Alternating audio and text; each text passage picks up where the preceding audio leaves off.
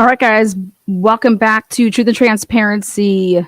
This episode, breaking Aidan Kearney tried to dirty up podcaster Mike Crawford. That is this live breaking episode. Back up just 1 second here. I've been trying to figure out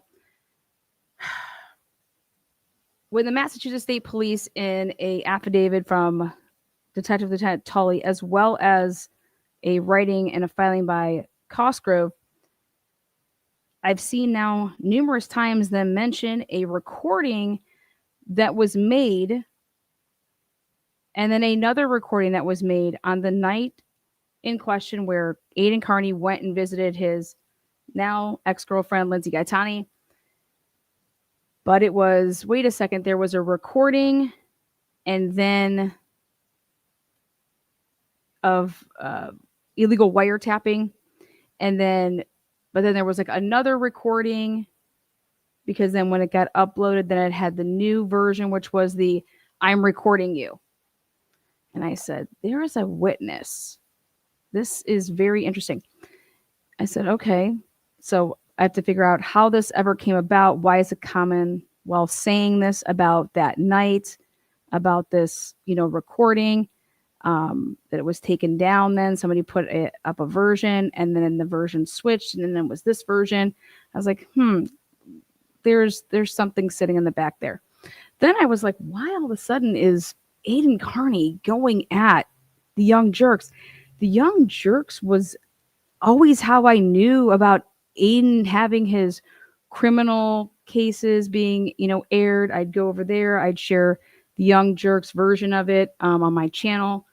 And all I ever saw was, support for Aidan. And then I'm watching back where now all of a sudden Aidan is going at Mike Crawford, the Young Jerks. And I'm like, so much so that this was just from last night. Yeah. All right, cool. So next thing we'll talk about, I found Mike Crawford's. I found his shit that we got to talk about here. I got to bring this up. So Mike Crawford, he's a real supporter of Karen Read, right?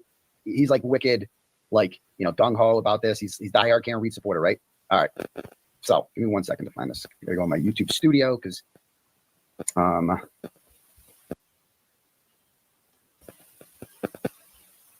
right. So the Mike Crawford deleted stream. Let's pull this up because this is a real supporter of Karen Read's. Okay. Mike Crawford deleted stream. So then I got to thinking, deleted. Somebody uploaded a version and it didn't have that recording in it. Speaking of real supporters. Tonight's show, I hold on. Correspondence there. I think you might have missed what their responses were and who they were. Now, it says it ended January 12th, 2024. Aidan was in jail at that time. Which I think is important, and I don't want to be mad at them. This is more fighting and gaslighting. This is the show for. And I know people are already doubting me on where I'm going with this, but. So this is from January 12th, 2023, right? Or 24, rather, when I'm sitting in jail, all right? And Krusty Panties has told Mike Crawford, you're next. We're going to get you next. And he shit his pants. And he did this stream on YouTube, which he has taken down. It is still up on his Twitter. That's his version. Like right when he wants to stop something and narrate for you, he's narrating that part of it. So everything that you just heard him say, that's called a version. That's a narration. It's a story. Though, and let's just listen to what he has to say. I'll explain. And that includes myself. Like the last couple of weeks, I have done a lot of soul searching. Okay. So what I'm doing the show for, and have I done the right things? And did I miss red flags? And reevaluating everything. Okay. And some of that was reaching out to the other side. Oh, he reached out to the other side. And you may have seen some messages got leaked. They got leaked. And I don't think you saw all the correspondence there. I think you might have missed what their responses were and who they were, which I think is important. And I don't want to be mad at them because it's more fighting and gaslighting. I legitimately reached out to them because I had questions. Which is what you're supposed to do in investigative journalism. I reached out to Jennifer Drake to try to get her to, hey, if I'm going to be covering a story, like, do you want to talk? And I think we all need to give each other a pass, some of us anyways, like Kevin. See people piling on Kevin. I've piled on Kevin so much. Oh I yeah. don't want to pile on Kevin. I want to actually see if we can do a show where we have Kevin on the show Yeah. and we're all respectful to each other. Yeah. I Definitely. want to get to that place. Yeah. if we can. Okay. Yeah, like okay, like that's normal. And I know it's very When Court TV has somebody on their show, here, this person over here, and they're like advocating for this side, and then we go to this person over here, and they're advocating for that side. Total awesome concept, right? difficult. Healthy debating. And I think that's the only way I'm going to do a show Charlie Kirk was big on that, right? from now on. Oh, okay. Like on this show, like on this issue. And I just want to talk about that too, because there's kind of two schools of journalism. There's the old school, the fairness doctrine. This is the old non-objective, like we're impartial. We're the impartial media. We give 50% to each side. The fairness doctrine is more about politics and the speech on big television back then. But that's kind of gone away, but that kind of permeated to real media. Like if you were going to talk about something like, say, tobacco causes cancer, maybe you would give 50% of the print space to the big tobacco companies who are lying. And a lot of newer journalists over the last, I would say 20 years have decided in many respects that it's just better to focus on the truth. And I'll give you an example with the cannabis issue. I covered that for years in the beginning as a medical patient. And good. when I did Nobody content cares. stories and print, especially. Yeah, when you were talking about cannabis, nobody was watching you. Like, bro, nobody was watching your channel until I came on. And then all of us, and then Bettero came on, and then people started watching you. So that's true. The weekly alternative. I wouldn't give airtime to lying prohibitionists that said there were no medical properties of cannabis. I wouldn't let them lie. I would cover the patients, let them tell their stories. And so some people And like, also, I would ask Mike, if you're such a truth teller, why'd you delete this episode? I don't delete my old episodes, even the ones that make me look dumb. Like, if I change The old ones. That's funny right there. my opinion, like when Sandra Birchmore first happened, I assumed it was a suicide because that's what they said it was. And silly me back then, I just kind of believed police at 2:27 a.m. Undeniably. But besides that, John wasn't hit by a car. That's the undeniable. So I've never had doubts. I mean, this is the audacity of this guy to think that he can tell other people, like, here's how you can become a successful YouTuber. You got to be, you got to stop. You got to stop, reporting the facts and putting people's face out there. And you got to start questioning things a little more, Actually, I'm going to give you a nickname, and I'm going to call you Young Jelly, because you are made of jello, sir. You are just fucking weak and you have no backbone. And there have been a few things along the way that Aidan has done that I haven't said anything about. Oh. I didn't want to rock the boat and be one of those jerks and, try to make it about me when he was the leader of this. Oh. He was the leader. He was definitely the leader of this. Okay. And the reason why he was the leader is because of the journalism that he has done in the past and that he's done now and the following that he had. And I want to say, like, the problem I have with Kevin, I want to give him just criticism too. Because the issue that I said on my first show is that I said I would criticize Aidan when he did things wrong. And I didn't do that. Oh. That's my regret. What did I do wrong? So tonight, I want to be fair. I want to be as fair as we can to Aidan. I want to be as fair as we can to the domestic violence alleged victim, the woman. What? I don't even want to call her that because I think the most important thing she is a mother. She has like 4 kids, and she's stuck between the state and Aidan. And I have great sympathy for her. I do. And I don't like, again, these are things that... Again, I'm sitting in jail over this. And he's like, Aidan's the problem. Aidan is the problem here. We're all listening right now. We have our own ears. If that's what you're hearing, welcome to Never Neverland. Peter Pan. And we're not going to talk about the people who put Aidan in jail. What Okay. I don't like about Aidan, I'm giving him advice tonight. Dude, you've got Mello, you've got Tully, and you even have Kate. That's where she went. That's what it should be about. You don't need to put her, the woman with 4 children, her picture up on your website. I didn't need to put the woman with 4 children up on my website. I'm sitting in jail because of that. Imagine saying this to a guy who's sitting in jail. I cannot believe the illusions on why he thinks he's sitting in jail. Okay. Well, let's go fast forward all of this, right? Because if you haven't seen any of this, this is Aidan last night decided to do a live about an episode from a year. Well, do the math. It's going to be going on 2 years once it comes January of 2026. Okay. Ready? Now, out of the blue, something just dropped an hour ago. That's why it says breaking news here. Not because this is drama, because this is breaking news for what I'm covering in the criminal case against Aidan Kearney. And I've been waiting to figure out what this recording on that night, and there was possibly 2 of them, 2 recordings. Well, let's take a look. So Aidan has this old stream on, calls Mike every other name in the book, okay? And here, Mike brings this and puts this out, like I said, like an hour ago.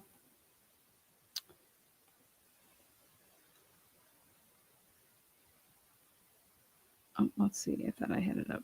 Hold on, let me pull this up. Somehow it moved. Okay.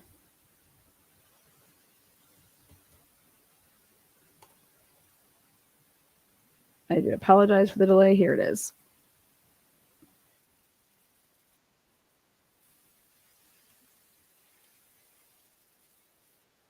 Look at me. I'm in my... All right, here we go. Hey, good morning. And it is a good morning. Look at me. I'm in my penthouse suite, having a great day. I'm like the little boy who went and cried last night and didn't tell the truth about the time he sent me audio right before Christmas 2 years ago. Ruined my Christmas. Didn't give 2 fucks. The little boy who got himself in trouble again, like he always does. His life full of drama and ex-girlfriends and a bunch of bullshit, sends me audio of Lindsay Catani and him fighting, him calm as fuck, she's screaming and yelling, telling me, oh, she's crazy. Meanwhile, this dude, he went to her house where he wasn't supposed to go when his lawyers told him not to go. This little boy decided to include me, decided to send me his audio, asked me to post it if he went to jail. I listened to the audio. First thing I thought, first question I had for the little boy was, hey, is that a legal recording? Is that wiretap? Can I actually release that? And the little boy comes back with a second video. With right at the beginning, I'm recording. So within 1 minute and 36 seconds, I then get my answers. Here it is. This is what the Commonwealth is talking about when they confiscated Turtle Boy's phone.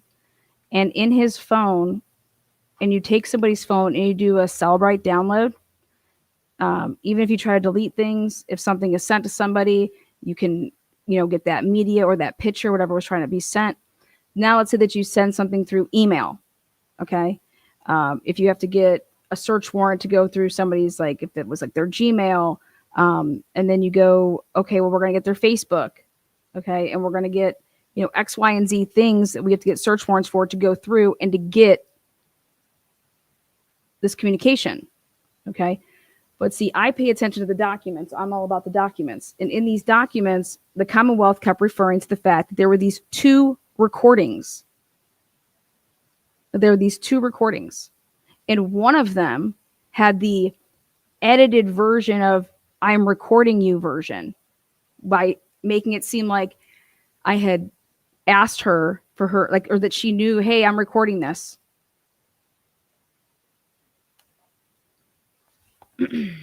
So I was like, boom, within 1 minute and 30 seconds, thank you so much, I received my answer to what I was looking for in the criminal case against Turtle Boy and why the Commonwealth was writing the things that they were writing in their filings.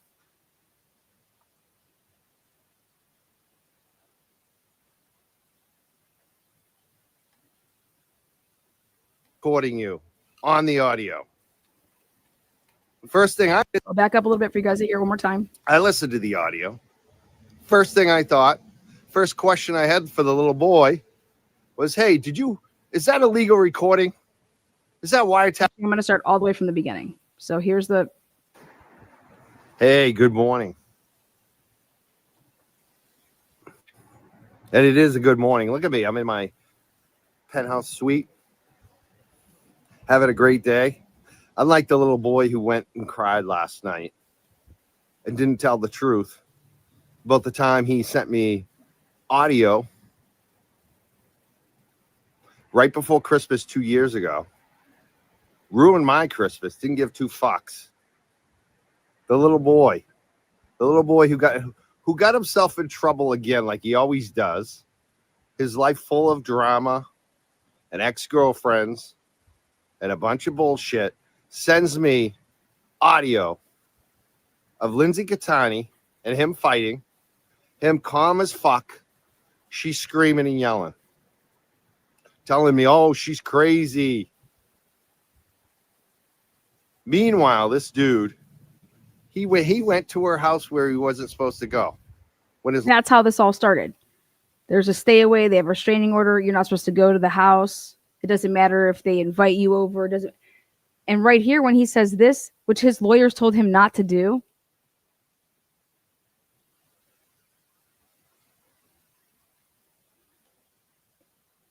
lawyers told him not to go. This little boy decided to include me, decided to send me his audio, asked me to post it if he went to jail. that's what he asked him to do. If I go to jail, post this. If I go to jail, post this.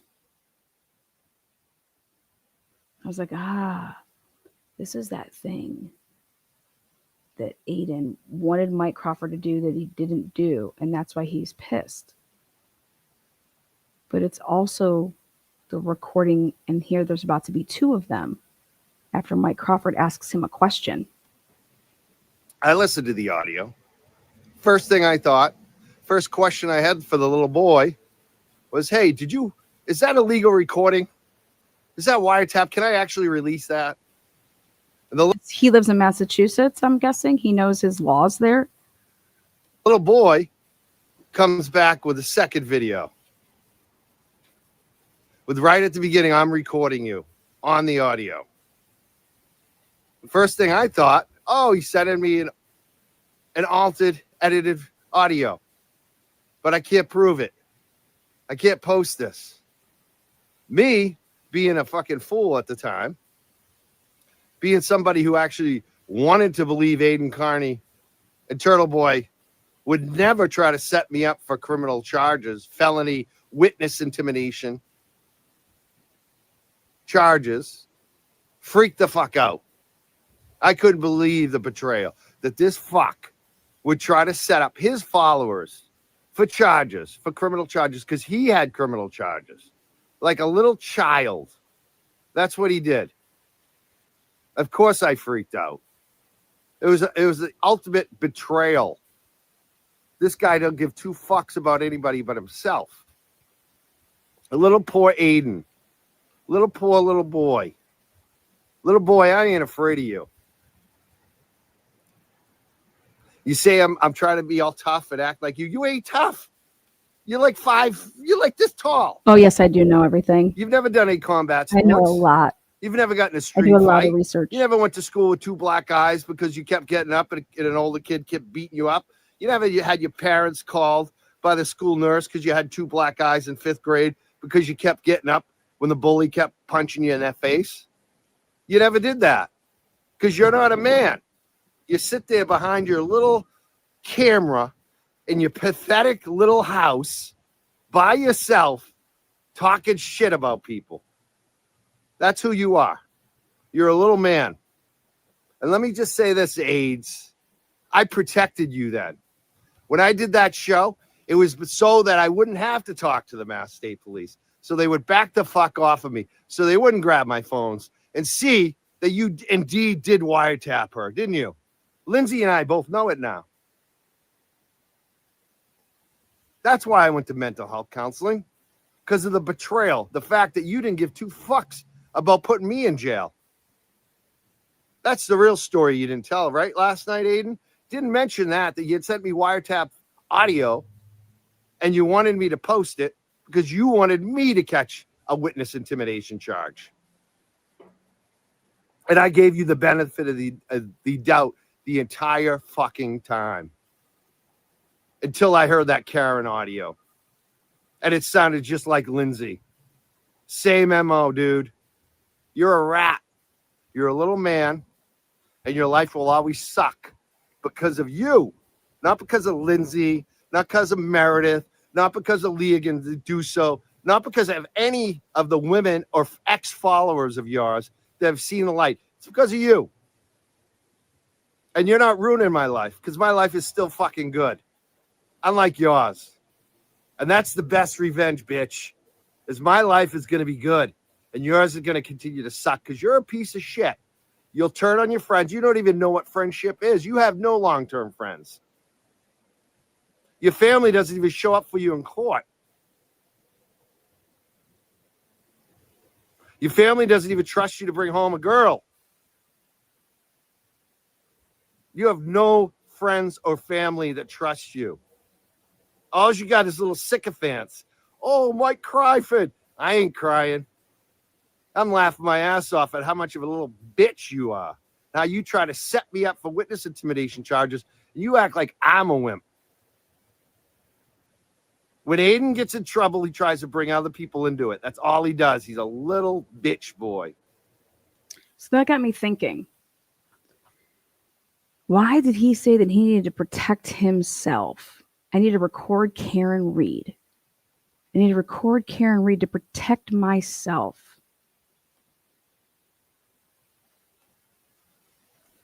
I need to dirty up Karen Reed with all my followers, turn all of them against her, because the only way I'm going to be getting myself out of any of this shit that I am in.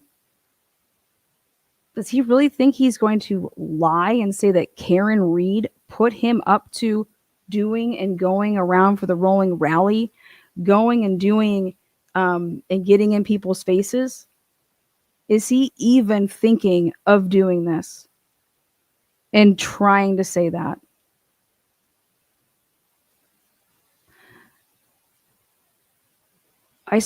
Yesterday I canceled all of my lives that I had scheduled. Did a bunch of research. When I say a bunch of research, I'm talking like over 40 hours of research. And knowing that in 2021, in November of 2021, just before the whole ordeal would happen and John O'Keefe would be found dead in 2022 there in January, him not covering the case,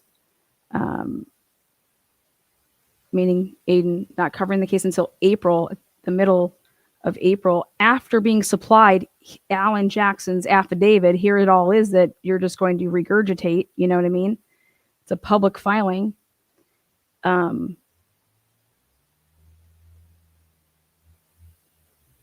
starts covering the Karen Reed case. People literally out there think that Aidan came before Alan Jackson. And that makes me laugh. And they try to tell me that I don't know the case. And these are the same people that are in his chat saying and commenting and talking about that Alan Jackson came after Karen, that came after Turtle Boy. Okay. Real journalism is going and doing FOIA requests and building up all the information yourself and pounding the pavement and getting the information and putting it together. Aidan was handed everything, had Karen Reed as a source, as his source. That wasn't good enough. Aidan needed to be the show. Aidan needed to be the main character.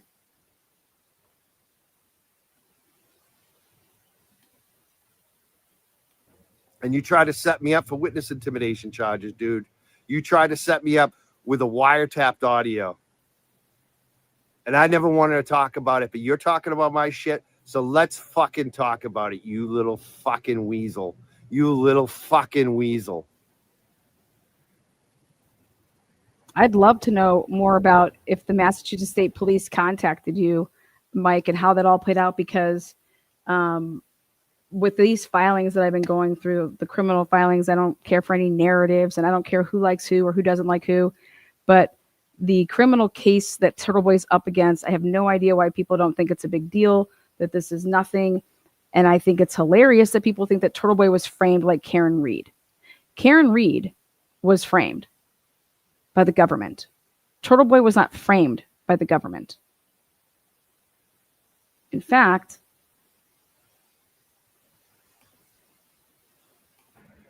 You're a fucking rat. That's what you are. You're a fucking rat. You get in trouble and then you try to bring other people into it. I hope you enjoy all of your chaos. Sitting in your little room by yourself watching the Pats game. How pathetic was that the other night? well, I'll tell you what I thought was really weird is the fact that Batterow and what's his name, Bradle, they must have taken the money that Aidan pays them. They went out and got Monday Night Football tickets, taking a selfie at the game on Monday night. Remember, he's supposed to have this hearing on the 5th. They're at a game together. Aidan's at home watching it on television. Meanwhile, his lawyers are sitting in the club section.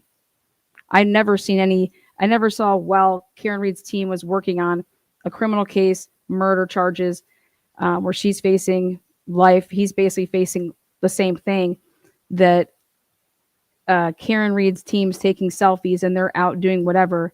And Karen Reed's not with their attorneys. No, here I see Bradle and Batterow taking a selfie at the game and Aidan's at home. Cosgrove literally blew up the 88 pages. Anybody that's actually being unbiased blew up the 88-page mega motion on its, just literally lit it on fire. However much money was paid for that, I'd ask for every dime back. What a life you have. On streaming every fucking night because you have no fucking life. So then it just ends. Well, so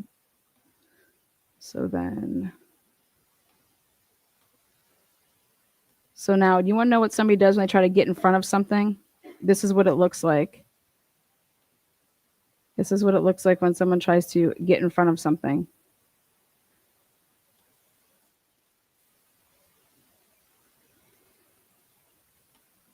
So I have no idea why Turtle Boy felt the need. I mean, I kind of have an idea, but part of his live broadcast yesterday was to do a live. I mean, he's gone, I don't know how many days in a row.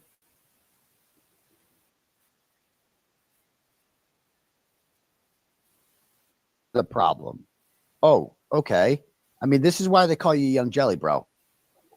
Pathetic. That's my advice. Okay. Oh, And I'm being as real as I can today. again, more advice from Mike Crawford. He's definitely in a position to give people advice because his channel's doing so well, like on his own, right? He's the audacity of this guy to think that he can tell other people, like, here's how you can become a successful YouTuber. You got Really, because that's so funny. This is exactly what he was doing the other day, going ham on BLT, I call him. to be, you got to stop. You got to stop, reporting the facts. It obviously, yeah. He spins stuff. It doesn't make any sense. This doesn't negate what Aidan has done. So much of this case, most of us wouldn't know about it. So I think it's very interesting tonight that we're getting news about the guy Levy, responding about the letters that went out between the district attorney and the federal government, the attorney, and we're going to find out what was in those letters. And again, this could be nothing. We've been so close so many times when nothing happened. So close. We don't know. Turtle Riders are all I've met Turtle Riders. They're good people. Great. They think that they're doing something good, and they just might be on this. Might be. They might I be. still feel Karen Reed is probably innocent. I really do. If I had to bet on it, I would bet on that. But We don't know. What's so wrong with him saying that? There hasn't even been a trial yet, right? He hasn't seen any of the evidence. Nobody has. And he wants to say that the way that it looks right now, if I was to bet, I would bet on Karen Reed being innocent. What's wrong with that? Here, he stops it. What's wrong with that? No. we don't I know. think one of the foundational things. You do know? Were you there? No, none of you know. None of us were there. What's wrong with those responsible words? For me, We don't know. What the fuck don't we know in January of 2024 about There was a trial. We haven't had what have we had? I can't believe that you haven't figured out how to beat your charges through a loophole. I found it. But guess what? I don't help bullies. But guess what? I'm American. You want to pay me? Sure. Aaron Reed's innocence. What don't we know? Seriously, I have never seen a more spineless pussy. What? Like he was This so. is a live from 2024 that comes out last night, and he's talking about somebody. There hasn't been a trial yet. It's January of 2024, and he's never met a bigger pussy in his life. And then, so everybody should be wondering, why is he saying these things, right? Why? So have you guys not found Turtle Boy's MO, like his tells yet? Why did he feel that he had to go ham last night and really go in on Mike Crawford last night? So happy to get on board with this movement because he's like, oh shit, subscribers, money. People cover things for money, but people also cover things for money without losing their integrity, without losing the fact that how come nobody else was arrested? I was in Boston for an extended period of time. I've spoken out very bluntly against everything that they did to Karen Reed and the corruption in the government. super chats, all this shit. And then I go to jail and he's like, well, maybe I'll go. Like, this is him just being like, is Turtle Boy going down? Because if he. What? Look at how you're spinning this. You do know that, like, in the criminal court world, you're not going to be like, none of this is going to fly, right? And he still thinks that he is testifying in his own defense. I cannot believe that. I cannot believe that he thinks that he is going to testify in his criminal defense. If he testifies, he will go to prison. Is I got to get off this. You understand they have to prove your intent. You get on that stand. Here's your nails. Here's your hammer. We'll just go buy you a box. Ship. I got to jump on this other ship over here. That's all this is. What's all what? Who's jumping on any ships? Biggest fucking pussy on YouTube is Mike Crawford. The federal grand jury. And at this point, we still don't know what it's about. And when we found out that Colin Albert had been served at Bridgewater State, that to me felt like that I could be confident of this whole thing. What? But I didn't know that Yannetti was connected to Rachel Rollins. He's pushing the conspiracy theory. Listen to what he's saying here. He is pushing the conspiracy theory that the only reason the federal government got involved, this is a Plevin conspiracy theory, by the way. He is pushing the conspiracy theory. One more time. Listen to what he just said. That to me felt like the worst thing for Aidan Kearney was the fact that Colin Albert did not return to school and did not return to play football. Worst thing. You know why? Because of whatever Colin's testimony is going to be as to why he didn't return. that I could be confident of this whole thing. Like, why didn't he return to school? Why didn't he play football? That was in August of 2023. What did he do from April 2023 until August of 2023? But I didn't know that Yannetti was connected to Rachel Rollins. To former then, and the federal government got involved in this because they smelled fucking something wrong. It was brought to their attention by David Yannetti and Alan Jackson in late 2022. And they pitched it to him. And the federal government could have been like, yeah. So everybody out there, you hear Alan Jackson on the team in 2022? Okay. There's nothing here. We're not investigating this. But they... No, What? if that's the case, that doesn't help Karen Reed. That the federal grand jury that was put together to investigate the murder of John O'Keefe was actually investigating Rachel Rollins, the former U.S. attorney. That's what he said that they're doing. I can't. And it's definitely possible. But it's also very possible that the federal grand jury will find out is going to help Karen Reed. So this is where I'm at. I'm playing the middle. We don't know. And so I think it's time to just buckle in and let's just be more nice to each other. And let's not dox each other. I saw someone dox Grant Smith Ellis. You know, I've had issues with that guy. I don't want the issues with Grant. Grant started off my show. We actually did good work. What's wrong with what he's doing here, Aidan? What's so pussy of him? He did amazing work on cannabis with 2 medical patients. So Ooh. Grant, I think he's got it out for. I want the best for. This is him extending an olive branch to the McAlberts and be like, hey, if Karen Reed actually did this, which she might have, I think that's a possibility. I do think that is a possibility. This is him I got your extending back. an olive branch to who? You know, own it. What is? Anymore. I want the best for everybody on this. Oh, I want the best. And I want people to know if we turn out to be wrong, I'll be there to own it and try to make it right. So if Karen Reed turns out to be guilty, he's going to be there to make it right, McAlberts. This is him extending an olive branch to the McAlberts and be like, hey. No, it's not at all. This is you pressing pause and speaking for the man. This is what you do. What I saw you do yesterday to Brandy Boston, she owned your motherfucking ass, boy.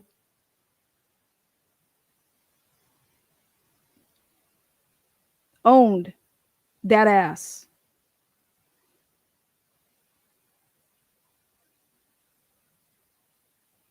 You are so in the weeds and in the minutia, and you got your own attorneys to literally write an 88-page affidavit that literally, holy shit, how does your attorney not do his due diligence and go and check and see who was working that day that you were arrested and running the tail on you and seeing who was all involved to find out what the initials KP really meant, except your delusional land of that it's got to be Kate Peters.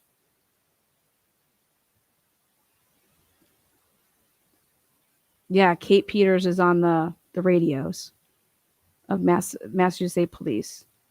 If Karen Reed actually did this, which she might have, I think that's a possibility. I do think that is a possibility. Then I got your back. My bad. Just want to put that out there. Don't come for me. Don't come for me. And I hope the other side does the same. And I don't think Kevin making a determination in the I failed to see this. Again, Mike, this is why you ain't the leader. This is why I'm the leader. Because I'm not a pussy.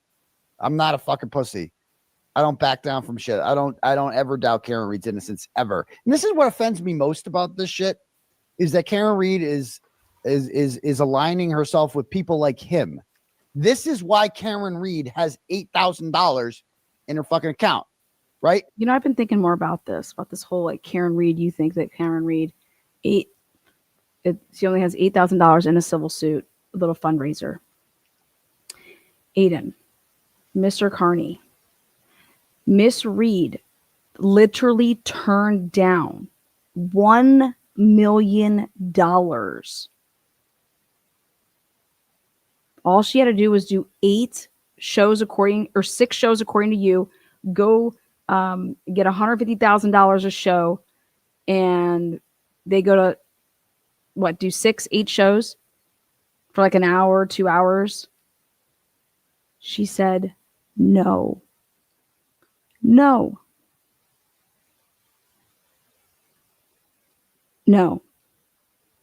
And you're pushing this narrative that Karen Reed's out here asking for handouts. Well, that's your narrative. It's your narrative. The people that are going to and are trying to put you in prison, you are literally rooting on. Yeah, look at the McAlberts. They have 50, 60 grand and whoa. Are you a fool? That means that they have support. That support is all over in your little area that could potentially make up potential jurors.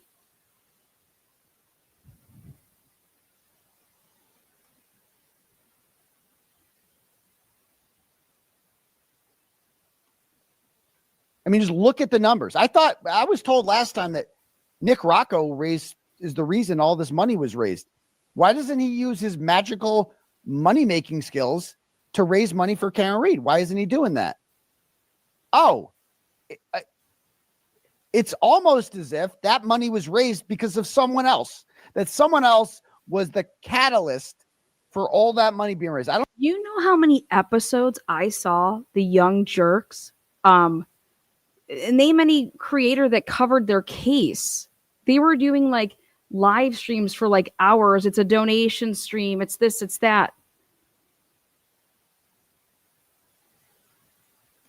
The people did that. The people donated to Karen Reed. It's always a competition there. Hey, but it's Aidan's thing. Aidan's the leader. The leader of what? Karen Reed is free, never to be ever again charged for a murder that she did not commit. I don't know who that person is, but maybe they're not involved in it this time because they were treated like fucking dog shit. And when you treat people like fucking dog shit. Who was treated like dog shit? The only person that was treated like dog shit, according to anybody, is you, and you were treated like dog shit. They no longer have the same energy that they did and the same fervor to take up your fucking cause, especially when your life is no longer on the line. Right? Maybe that has something to do with it. I mean, let's listen to this idiot once again. And you can't hate someone for making a determination in this case, because there's so much wonky stuff on both sides. And that's kind of the show where I'm kind of headed on it if I continue to cover it. If I continue to cover it. If yeah, he was actually saying, I might not ever talk about this again. I might just tap out. Who cares? I might tap out. What a fucking pussy, what? Karen. What? Karen, how could you align yourself with somebody like this? This is what he said when times got. Aidan, if you truly want to come on my channel, you have to bring an attorney. You asked if, hey, why don't I have you on my channel? You wrote it in my comment section of one of my videos. There are no softball questions. I highly recommend that you do not. But I think that you would need to bring an attorney, and I'll pause after the question. You need to pause. Make sure that your attorney says you should answer it. And then, yeah. Otherwise, no, I would not ever recommend that you go on anybody's channel to talk about your case. The facts. You want to enlighten me on the facts of your case. I know your case better than you, but the fallacies that you've created about your case, yes, you know them better than anybody else. But the facts, not the Never Neverland version, but the facts are that you are up against the Massachusetts statutes. In those statutes, I went through and put together a presentation, as you would say, and they have you by the balls. Based off of Massachusetts statutes. Tough. This is the kind of guy you want in your corner. Karen Reed, I always had your fucking back. Always. I might not like you as a person. You never always had Karen Reed's back. People don't do this. People don't say this. People don't act and behave like this. You would have thought that Turtle Boy was an only child. Literally, Karen Reed made the biggest mistake when she ever said, yeah, sure. Hey, yeah, I'll talk to this person. Okay, yeah, here's this affidavit by Alan Jackson. And then you went rogue. And I'm telling you what, they wanted Karen Reed so bad and how corrupt they are, right?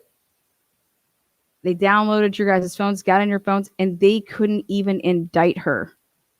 They couldn't even indict her.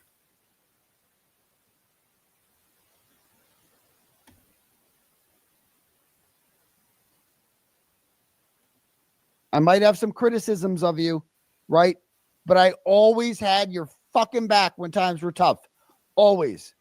That's why I fucking got these charges in the first place, because I had your fucking back from day. Oh my God, he is absolutely delusional, ladies and gentlemen. He literally That's why I got these charges. You know what, Aidan? No, you didn't get these charges. You wanted your name to be synonymous with Karen Reed's. You went out there and inserted yourself into this case for money and fame. That's why you went to these extremes, all the while knowing now what I know about you. You are that troll. You will create fake accounts. You will go and manipulate and make up screenshots. You will send them to yourselves. You will troll yourselves. You know no boundaries. You have no integrity. You actually got Karen Reed in so many pickles. And then now we should all know why Karen Reed actually talked to Ted Daniels and all the other things that she did. And she never came this way because Turtle Boy and Karen Reed went separate ways a long, long time ago.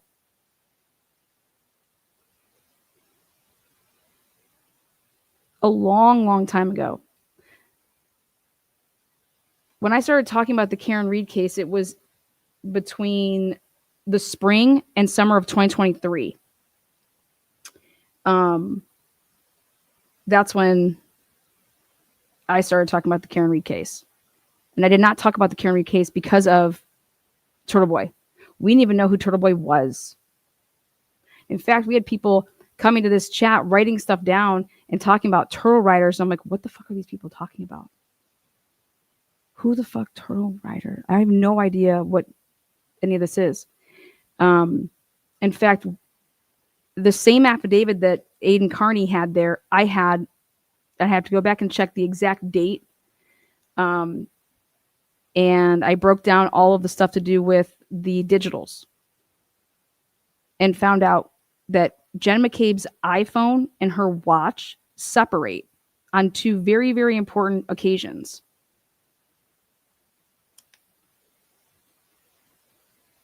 One of them goes up the stairs when she gets home from being out at, Brian Albert's house when they come back. Her watch goes up the stairs. Her phone never goes up the stairs. It's a big problem. Her phone never goes up the flight of stairs until after 6:20 a.m. Think, people. Then, when she's at the house the morning that they find John O'Keefe in the snow, she supposedly has her phone with her.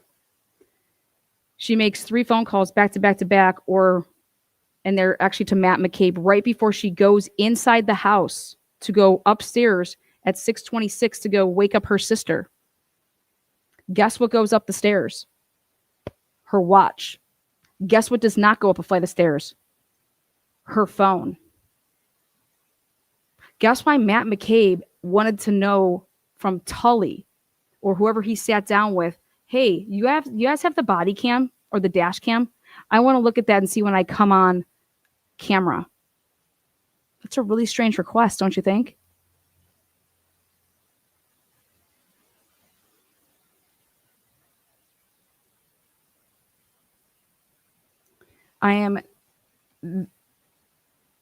The coverage from my channel has always been about the criminal proceedings.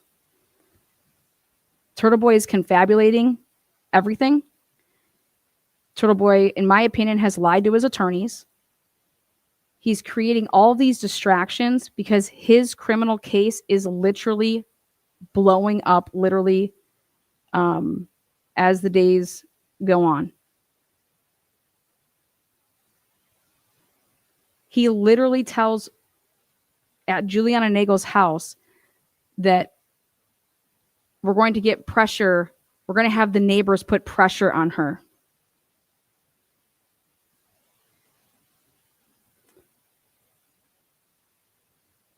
When we truly sat down and looked at the Massachusetts statute for what he is being and what he was indicted for, he's been using the statute for witness intimidation. He's been in and out of all of these proceedings, trying to get Kate Peters is trying to get him. He's trying to get Kate Peters. But what I saw, and I put it out there this morning, Watch my first 5 minutes, and maybe I'll end it here with the video that I made. It's a pre-record. When I saw what he created in a mod chat on November 19th, 2021, and I thoroughly went through that for hours and said, this is the same person that I put down in 2021 through 2023 that was like 100,000 person YouTube channel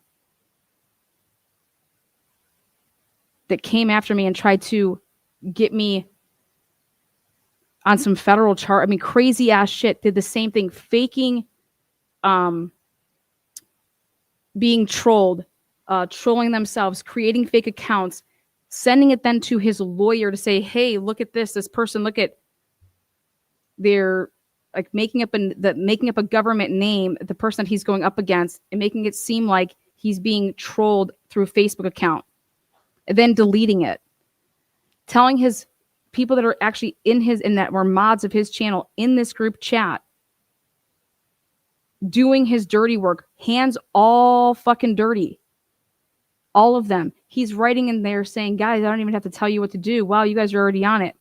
Then he's taking screenshots, and his screenshots are happening right after he's posting something because it says just now.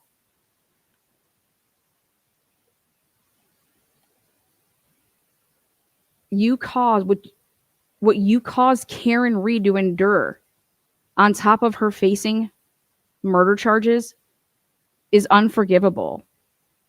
And she was willing to keep all of it quiet and not say anything.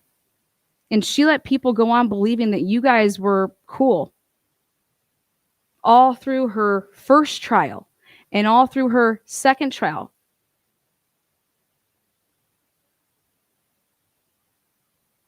You did this for fame. You did this for money. If Karen Reed was black, you would have never taken on this case.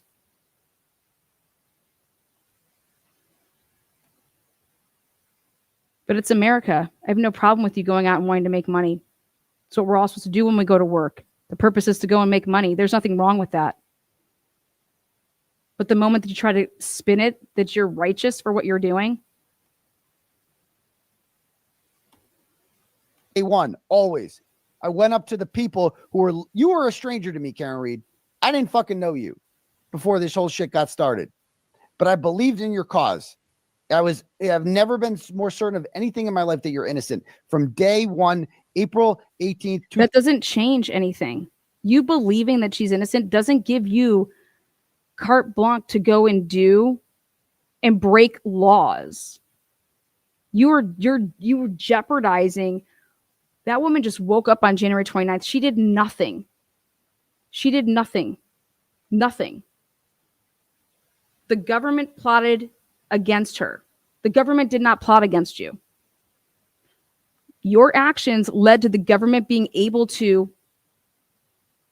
utilize the statutes that civilians who were witnesses and what you did to them. This is not freedom of speech issues. There's no freedom of speech issues. You can go on there and say whatever the fuck you want. You know how many things I've said? Freedom of speech, yeah. My opinion, yeah.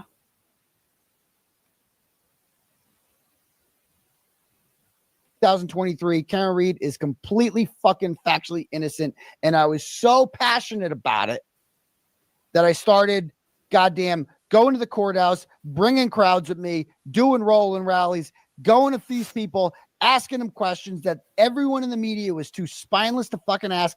I did that. What?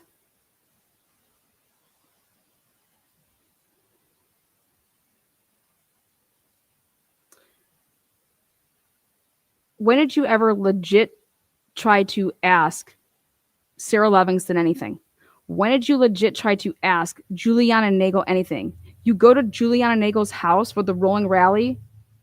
You didn't go up to her door, knock on the door, and ask her any question. So your intent was not to go there to ask her anything.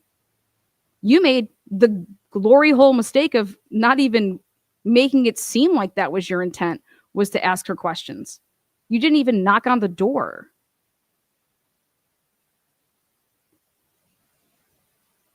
I did all that. No, You did all of that for who? I mean, you can try to sell it all you want right now. That's fine. But you want to know why Nancy Grace gets on a plane and flies to Idaho and takes a pop-up beer pong table and plops it up right outside the Idaho murder crime scene house and does a live broadcast? Because that makes her more money. It makes her more money than doing a live from her studio. Do you know why Nancy Grace got on a plane and went to Indiana, Delphi, where I actually went and sat in the trial, took notes all throughout the day, came back to report? Nancy Grace comes in for an hour. What'd she do? Pop up a table right outside the Delphi courthouse. It's a prop to make money. Do you think that she flew to those places to do all that for what?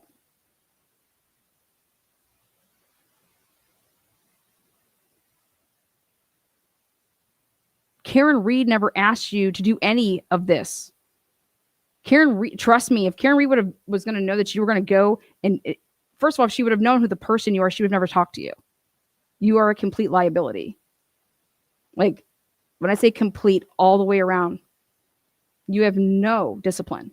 You have no integrity. You don't know. You have no boundaries. You don't know right from wrong. I literally mean that. Or you do know it, but it doesn't matter. And I don't know what's worse. no one else was willing to do that. No one. I did that. And I was happy to do it. And I'd do it again in a second if your life was on the line, which it's not. Now, I understand that you don't reciprocate. Because now, see how crazy this is? This went from talking about Mike Crawford and what happened in January of 2024, this video, to then I realized that wasn't the purpose of it at all. It was because I guess Mike Crawford still has a relationship with Karen Reed, okay? And Aidan Kearney has a problem with that because he doesn't. You know, you said on the Dateline episode that you would not do this for anyone else, right?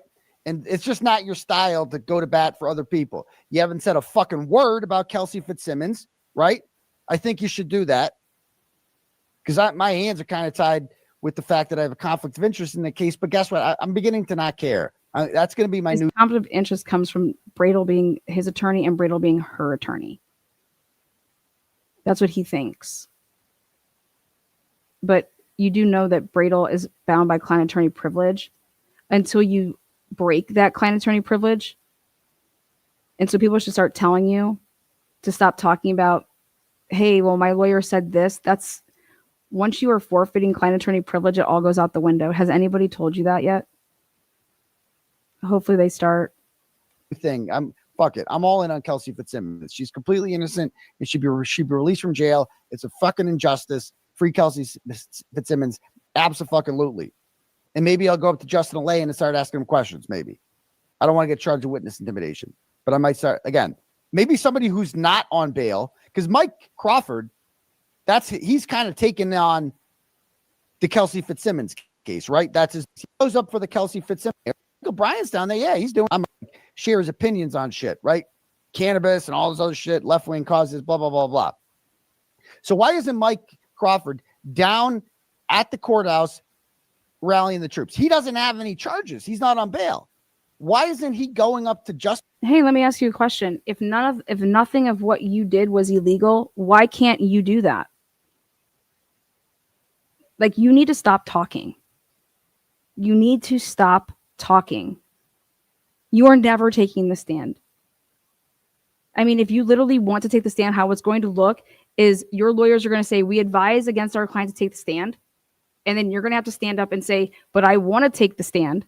Okay. And that's how that's all going to play out, because there's no way. But if what you have always done is not illegal, why aren't you outside rallying troops on the court steps? That's not illegal.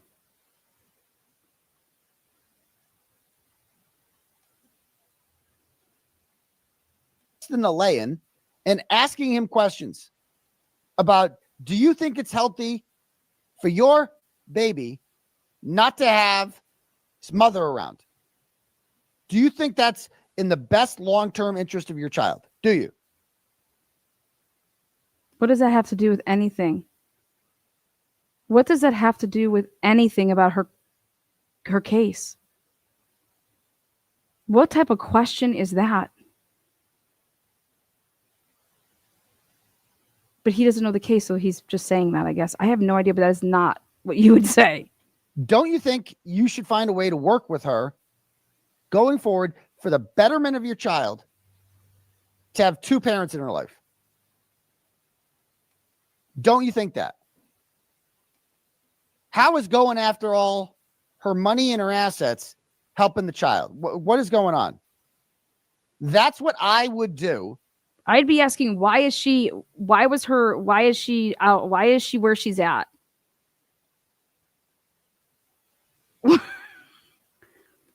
If I was covering the Kelsey Fitzsimmons case. So you want to go at who?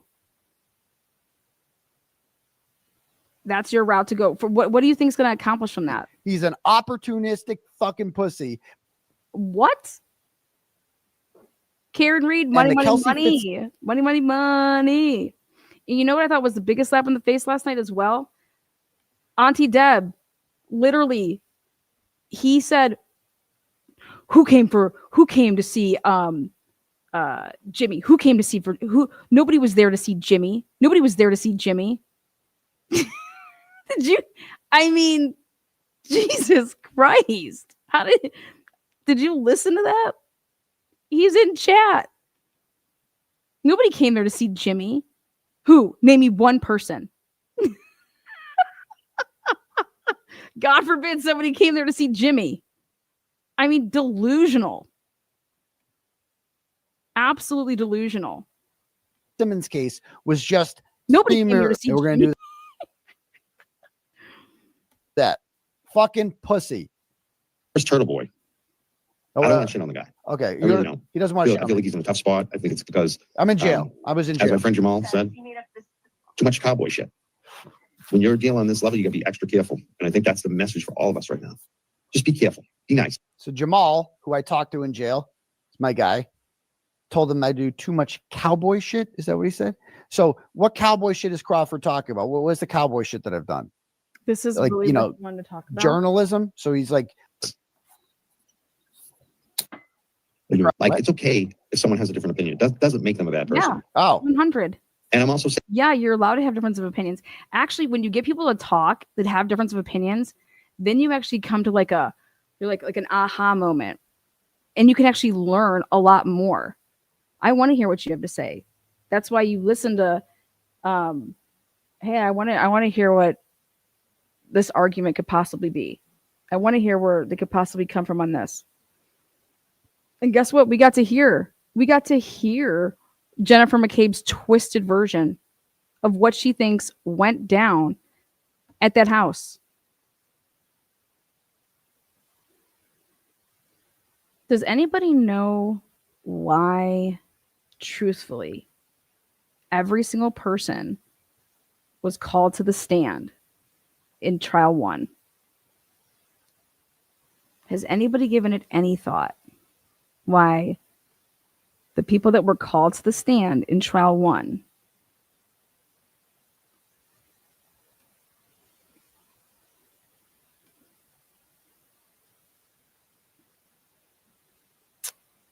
saying, like, I still think Karen Reed is innocent. I still think that the state police are harassing Turtle Boy. I still don't want to see Turtle Boy get jailed, but I'm prepared. So if Karen Reed is innocent, why aren't you loudly screaming that? What the fuck? Like, I've never seen Mazda Media. This was January 2024. There's been no trial yet. January 2024. What do you want him to do? Go. Why aren't you screaming it?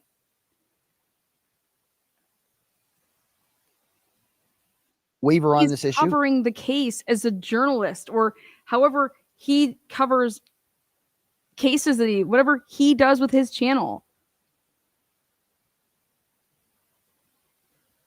I never saw BLT waiver on this issue. Nope. Certainly never saw Will the Glare Oh waiver my on this issue. God. I've seen JFK. Well, he showed up kind of late, but he wasn't exactly a loud supporter of her innocence early on. But this guy did. Go on, Mike. To like own up No. if there's some bullshit there. Like it's possible even Kearney's innocent in terms. I'm going to help everybody out here. Why did Lally call all those people that he called to the stand? Ready for this? I'm going to give you an aha moment.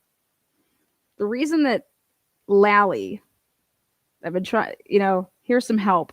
The reason that Lally called all of those people to the stand, I mean, why would you call any of them to the stand?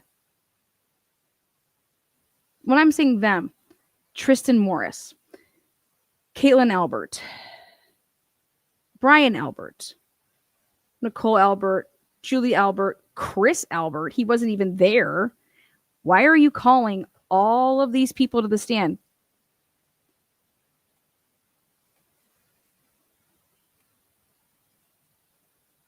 Why?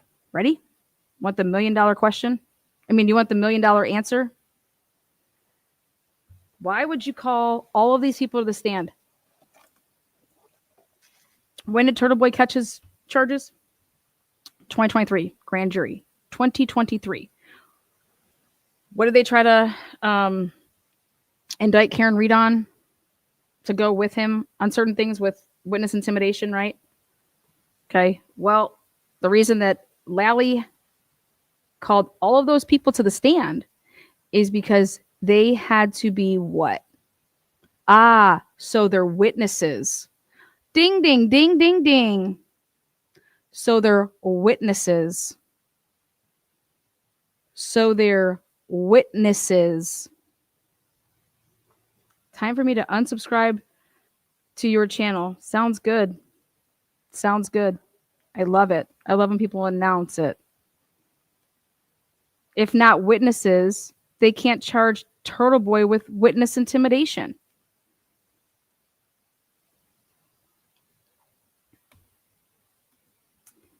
And guess what? I'm not going to give this help out, but I figured a way that Turtle Boy actually could beat his charges. But I don't help bullies. But it's America. And I work like other people. So yeah. My work is available. And work isn't free. Boy did some bullshit. But I did figure it out.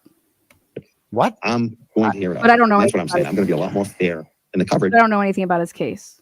And seeing how that Meredith was his, investigator who found the times or found the, Tully changed the names of the whatever and da-da-da. And these are edited and, oh boy. I thought that he came with a whole damn, Bradel has experts and the best investigators. Well, somebody did not read thoroughly and go through the grand jury transcripts as well as the exhibits the first time around. And I'm going to criticize mistakes. And even the big mistake I talked about is going to her house. If you listen to the Howie Carr interview yesterday, I went to with attorney Tim Bradel. Tim Bradel did great last night on Howie Carr. Okay, so my mistake was going to Unbelievable. Lindsay's house. And the only bad moment of that, like they kept him for 4 parts. Howie Carr does quick interviews because he has so many commercials. And so he kept going. He kept Bradel there for 4 segments. And the only part that didn't come off good was when he was asked the question, like, why did he go there? And so someone can be like, someone can be good and bad. Let's just put it that way. So I'm bad because I went to Lindsay Gattani's house. He had no idea why I went there. None. It doesn't matter. You're not allowed to go there. That's why you were arrested. You made that decision to go there. You got your big boy pants on. You put your one shoe on. Just kidding. And you got on your way and you went there. Why did you go there? Why did you go there? What was the intent, right? Well, guess what? In this case, it doesn't matter. It doesn't matter even if they invite you over. It is still a violation. You're violating your what? You cannot do that, right? We all know now why I went to Lindsay Gattani's house. No, we really don't. Nor does anybody care. Because she invited me there. It doesn't matter. Like, what the fuck don't you get about the goddamn law? Because she invited me. But you know that it doesn't matter. You know this. But that's why you got rearrested or not. That's why you got your bail revoked. Did Karen Reed do that too?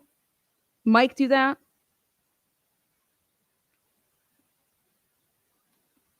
And she said that she wanted to talk about the grand jury summons that she received. She wanted to talk about it in person, she said. So that's why I went there. Right? Because I was invited there. And I had no clue that she was being used as a tool to set me up. Right? That they were literally. Didn't you already have to stay away from her?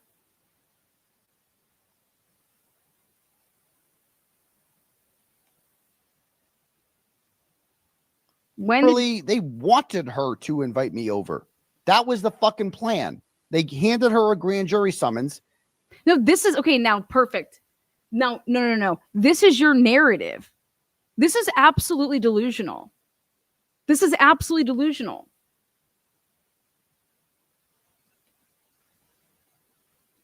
Brian Tully told her, you can tell him. That's what she testified to. You can tell him. They wanted her to send to me because they knew that that was going to be irresistible to me. I'm going to be like, what the fuck? I have so many questions.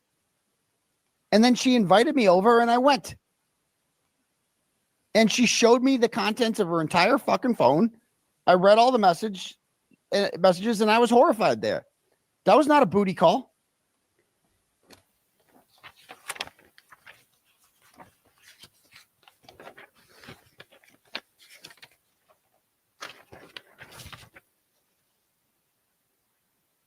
In abbreviated form, the Commonwealth summarizes the evidence, largely drawing on Ms. Gattani's testimony before the grand jury, supplemented by the police reports and other evidentiary materials, all of which have been provided in discovery to the defense.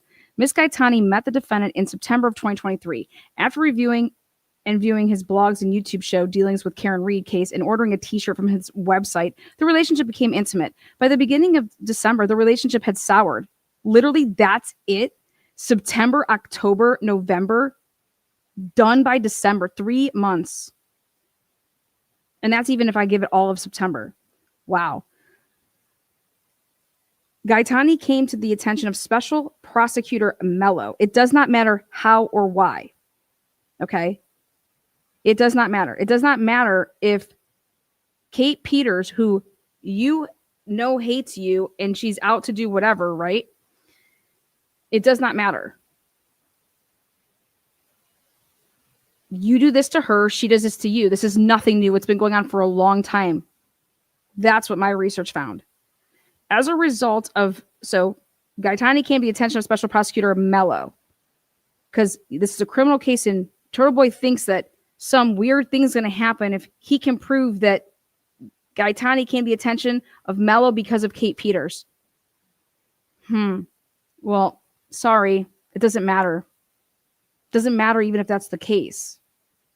Next, as a result, so they talk, Brian Tully and a special assigned private investigator, Nelson, whoever, to interview her. As a result of that interview, the detectives returned to Gattani's home on December 22nd, 2023, which was, they had already launched the grand jury. Okay, this is the part that he's leaving out. They had already launched the grand jury. The grand jury began meeting at the end of November 28th, 2023. Okay? It's very important. At the end of November 2023, that's when the grand jury was, here you go, we're going to seat this grand jury. And that's when everything began, with the grand jury, sitting the grand jury down at the end of November.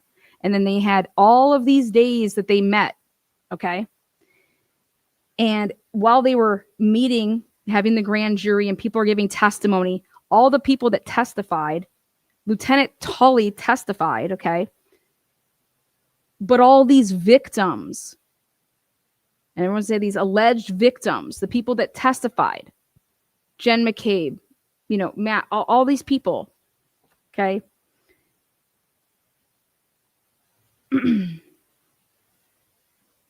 Now, going back to this date, as a result of that interview, the detectives returned to Gaetani's home on December 22nd, 2023. Upon receiving the summons, Gaetani feared that Aidan Kearney would think that she had sought out the detectives and was trying to get him to some sort of trouble. She was afraid he would retaliate in some way. She called Aidan Kearney and sent him a picture of the summons.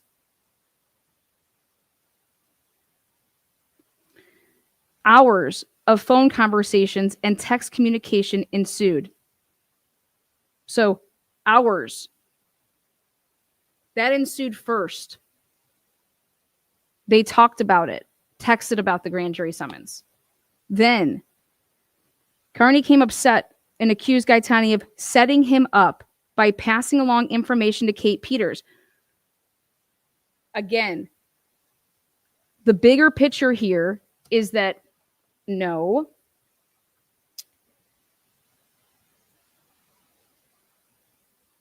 Kate Peters, unless you're going to accuse her of coming to you in September and buying a t-shirt and taking a photograph and sending it to you, and all of that happened in September, and that she was in cahoots with Kate Peters in September,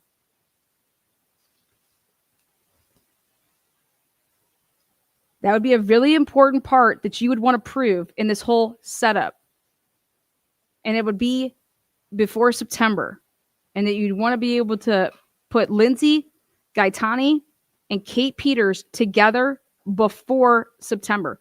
But none of that has anything to do with all those other people that testified, all at the end of November and then all of December. The Lindsay shit was a fucking cherry on top, according to the state, according to the Commonwealth. That's why she gets her shit. Here's your summons. Hours of phone conversations and text communications ensued. Aidan Kearney became upset and accused Gaetani of setting him up by passing along information to Kate Peters, a woman who he believed was adversary to his interests and had provided the information to the police.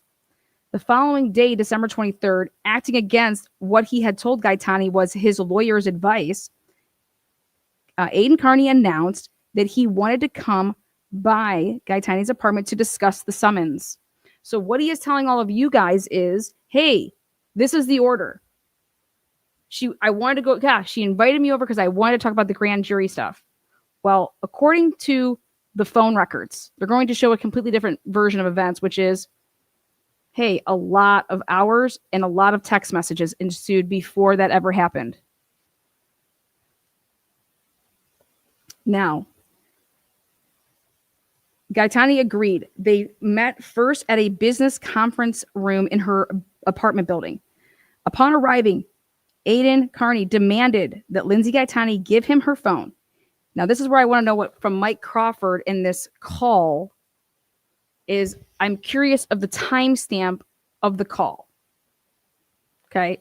And again, I always knew there was I did not know that it was him. I did not know that he possessed, and that's how the Massachusetts State Police found some stuff out because of the cell rights. Okay. When you download stuff and then you get to your search warrants, you're going to get to stuff. Anyways, when I found that it was Mike that he had sent these, not one, but then he had to send a second one because Mike, we just found out, called him out and said, are you sending me wiretapping fucking shit? Like, what? And so then he sends, another version. Now, I'll read on. So I'm just curious I would love to know what timestamp that was, if it had any metadata with it, and when he actually sent that to you. Was it that night? Was it the next day? because he's like, here, if I go to jail here, play this. Again, the narrative. Upon arriving, he said he wanted to read any messages between her and Kate Peters, as well as any messages with Detective Lieutenant Tully and Special Prosecutor Mello. Gaetani refused. The defendant then threatened that his lawyer was going to have to destroy her on the stand, tear apart every piece of her life, embarrass her, bring up everything from her past.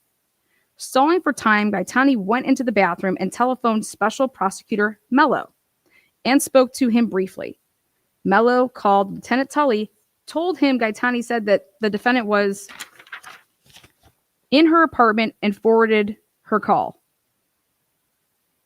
I don't care how any of that right there went down, but the fact that Lindsay called them and they're over here want to say, yeah, look at what type of name they're on. She's not even saying, Detective Lieutenant. She's calling him this by the first name, blah, blah, blah, blah, blah,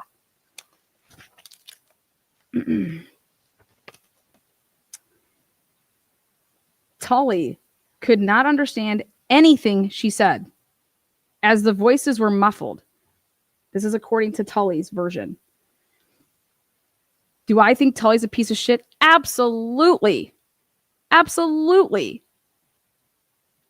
After several minutes, the call ended, and at 10:48 p.m., Lindsay Gaetani sent Lieutenant Tully the following text message. Ken said to call you, but I can't. He's knocking on the bathroom door. I have to go back out. Please don't text or call, and tell Ken not to because he wants to see my phone. I'm deleting our calls and texts right now. Don't respond until you hear from me, please. End quote. Gaetani emerged from the bathroom and unsuccessfully attempted to stall showing the defendant her phone. Terrified by the defendant's threats, Gaetani, I don't know what she did, and the two proceeded to her apartment. In the course of the conversation, the defendant instructed Gaetani to delete from her phone messages between the two of them.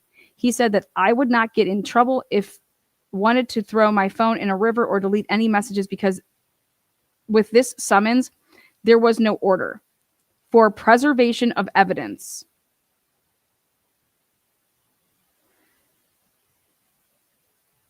Nobody is believing anybody. This is Lindsay Gaetani's. This is what she reported to the police. This is Lindsay Gaetani's reporting to the police. Tully wasn't there. Okay. Again, for preservation of evidence. So he said, I could not get in trouble for removing any incriminating information from my phone about him. He said that he confirmed this with his attorney, Tim Bradle. Okay. For the next several hours, the defendant went through Miss Gaetani's phone, reading through exchanges between Gaetani and Kate Peters, and taking notes. At the conclusion of this process, the defendant announced that he was very proud of her and was going to protect her. The reconciliation, such as it was, did not last long. Later, while the defendant's attention was elsewhere, Gaetani ripped the page of notes that he had taken from his notebook, crumpled them, and shoved them down her shirt, and subsequently hid them from under her mattress. The defendant became aware that his notes were missing and demanded them back, accusing her of stealing his property. Eventually, he announced he was leaving, and after some delay, did so. Gaetani recounted these events the next day by telephone to Lieutenant Tully, who told her to call the Medfield police to report the incident. Tully perceived her to be hesitant. He called the Medfield police, reported what Gaetani had said, and asked them to follow up. The only person that can refute any of this, which I don't even know if it matters now, because that stuff was all dropped or whatever, because then she's suing whoever, and Lindsay Gaetani has now this new narrative, which who gives a fuck? This is why what I said about the criminal cases with everything with that, throw that all out. That has nothing to do with why he was arrested on October 11th, 2023.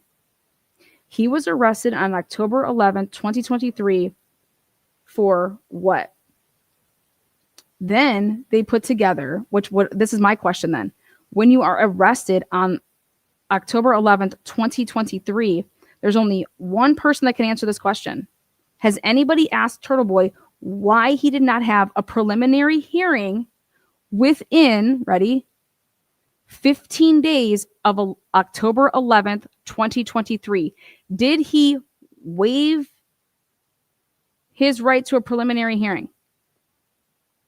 You have 15 days from the time that you are arrested and arraigned to have a preliminary hearing, or if you get indicted through through the grand jury. You have 14 days if you are not out and a free person. You have 14 days. So if you add and you do the math, Turtle Boy, after getting arrested on October 11th, 2023, if you add 14 days to October 11th, that's October 24th, 2023.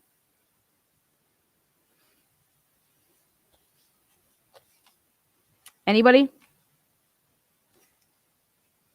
Instead, what happened is that there is a grand jury. Is it because they threw out what he was arrested for? They threw all that out. And then they went a grand jury in Norfolk County and then went this way with what they were doing beginning November 28th through December 22nd, December whatever day it was. Anybody? Anybody know?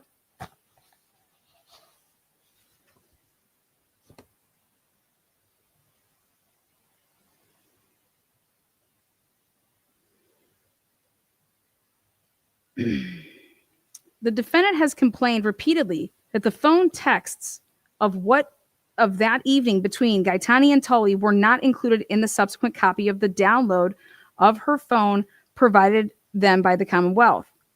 Undersigned counsel explained why that was the case in his letter to Attorney Bradle on May 8th, 2024. So May 8th, 2024, the Commonwealth is saying, I explained why Gaetani's phone, Cellbrite, didn't have certain things that you're asking. Listen, if there is data missing, that is because it was missing when the phone came into the Commonwealth's possession, custody, and control. You would check the hash values and you would see that the Commonwealth did not delete anything. Okay? Check the hash value of Lindsay Gaetani's phone. You should have a Cellbrite expert, right? Take a look. What's up? February 5/8/2024. Then listen what the Commonwealth does. The Commonwealth then said the Commonwealth later secured the missing texts with Tully by means of copying them from his cell phone and handing them to counsel in open court during a hearing. Did that happen? Why isn't anybody talking about that? How do you think he got the rest of the texts? How do you think he knows about? Because they went and got whatever was not on Gaetani's shit that Turtle Boy said that she deleted. Hey, delete all of my messages, and she's deleting everything that she had with whoever. Sometimes when you do Cellbrite, it does not catch everything. Okay, even the deleted ones. Now, here you have a letter they went and they got it from Tully's phone. Get it from Tully's phone. They went and they got it here. That doesn't mean that there was something weird that happened. Especially just look at the hash. It'll tell you. So in sum, the defendant wishes to tell a jury that so listen to this. Listen to this. So in sum, the defendant wishes to tell a jury that the Commonwealth engaged in a plot with Peter, and Lindsay Gaetani to quote unquote make her a witness. Then lure him to her apartment, provoke him to criminal conduct, then arrest him so his bail could be revoked.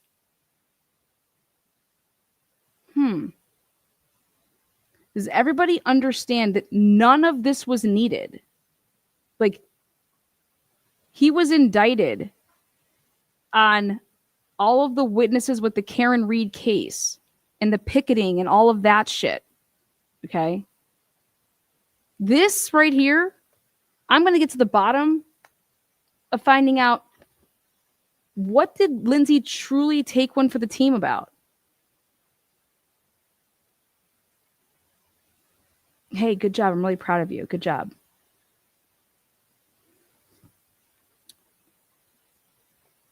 So cunning were the alleged plotters that Miss Gaetani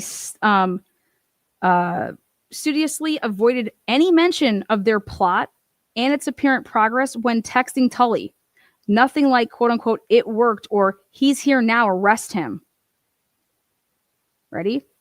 Oddly, neither Tully nor any other officer was outside of Gaetani's apartment, waiting to burst in and arrest Aidan Kearney at the appropriate moment, and not incidentally protect Gaetani from any harm. Equally odd, Gaetani never reported the incident to the local police the following day, a lapse that prompted her alleged co-conspirator, Tully, to make the call. A copy of Lieutenant Tully's recorded call was provided to the defense in discovery.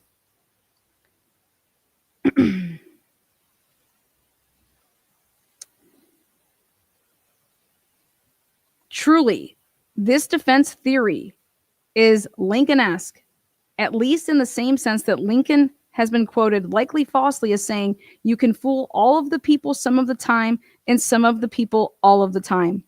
So yes, obviously the defendant is correct that the Commonwealth thinks little of his theory. That theory is absolute crap. Nobody cares about it. It does not matter.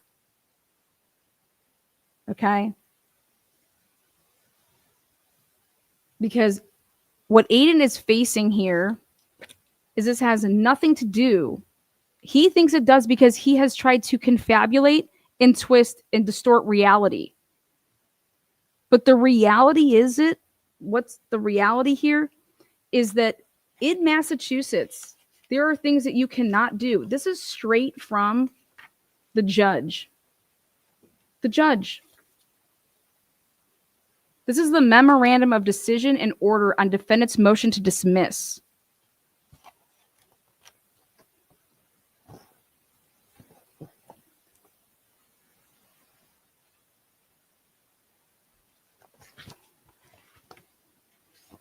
Okay.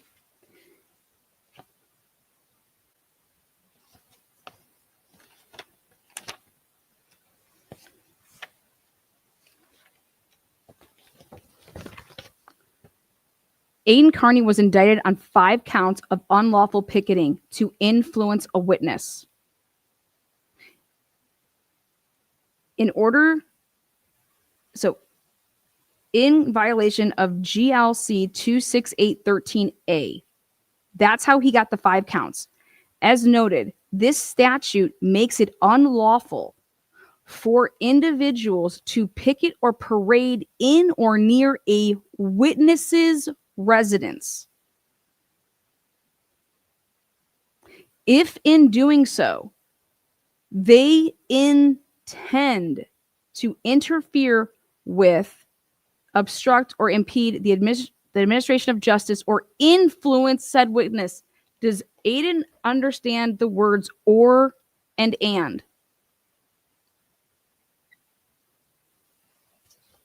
Or this. And this means both have to be the case. Or if you're going and this, all 3 would have to be the case. Or, the word or means one or the other. These indictments pertaining to Aidan Kearney's involvement with the rally says nothing. The rally was in motherfucking June of 2023. Whatever that date was at the end of the month.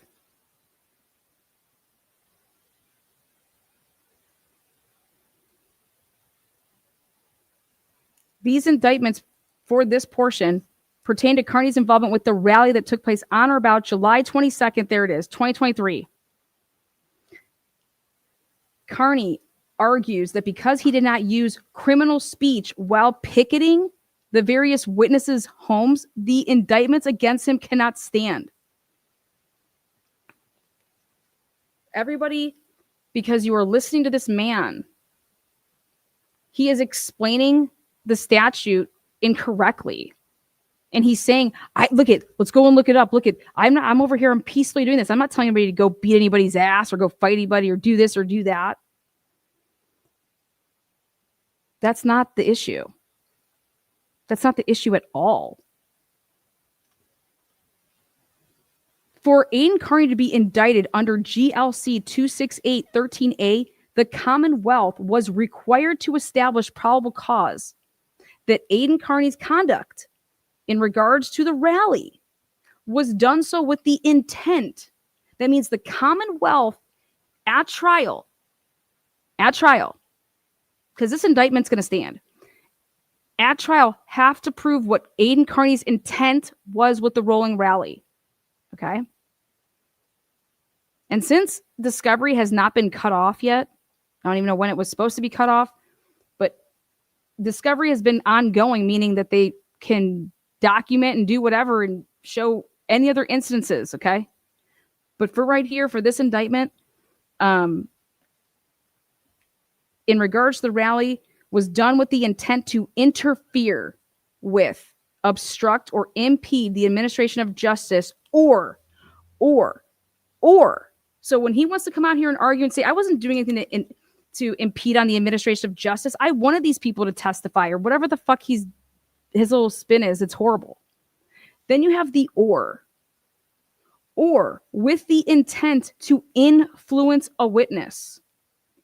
Influence a witness.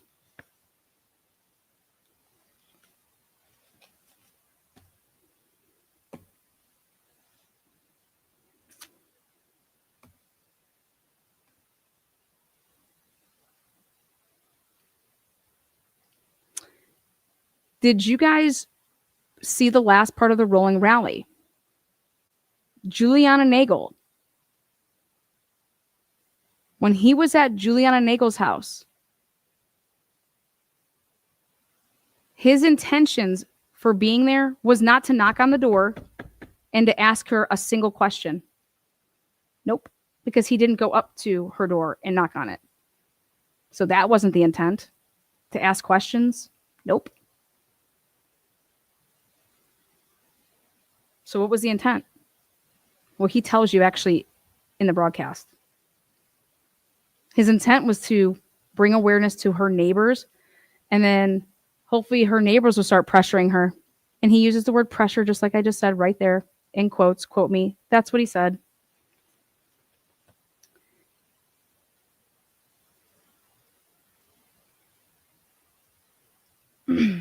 Just like in the Karen Reed case, they're going to try to use what he said against him. And he used the word pressure her.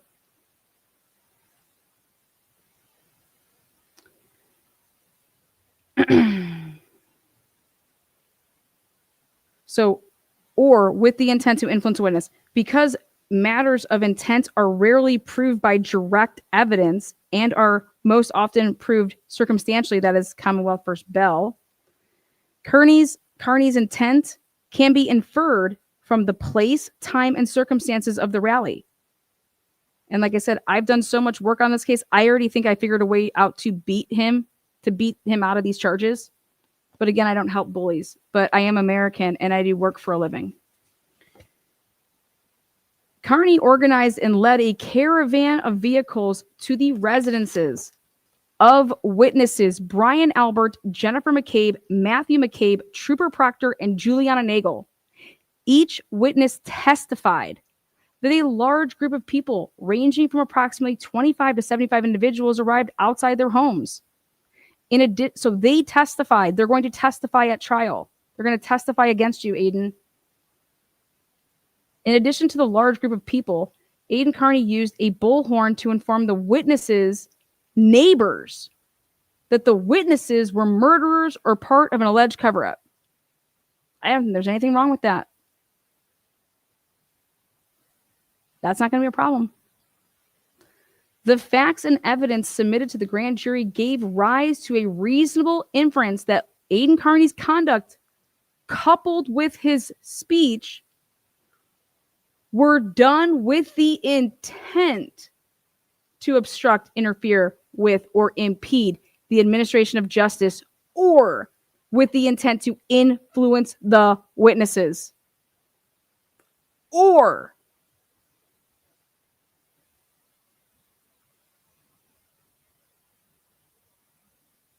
that's who has to prove the intent. The Commonwealth. That's why Turtle Boy cannot take the stand. Why would you take the stand? That man, of any people in the whole entire world, that man cannot take the stand. If you take the stand, you will lose.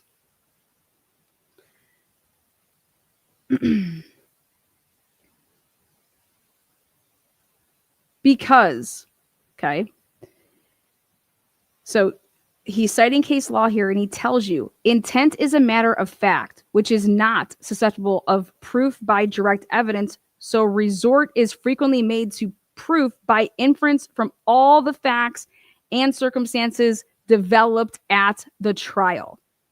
So everything's going to develop at the trial. Because Brian Albert, Jennifer McCabe, Matthew McCabe, and Juliana Nagel were home during the rally. Here is your freebie, Turtle Boy. You need to get they have to prove, the Commonwealth has to prove that they were home during the rally. Because it's saying here that because Brian Albert, Jennifer McCabe, Matthew McCabe, and Juliana Nagel were home during the rally and therefore subject to Kearney's conduct and speech, the court concludes that the grand jury heard sufficient evidence to indict as pertaining to those people. So I know what I'd be doing. So wait, what if those people weren't home? Next, as it says here, however, because Trooper Proctor was not home during the rolling rally, the court concludes that the grand jury did not hear sufficient evidence to indict Aidan Kearney as pertaining to him. That's how that got tossed. Because he was not home.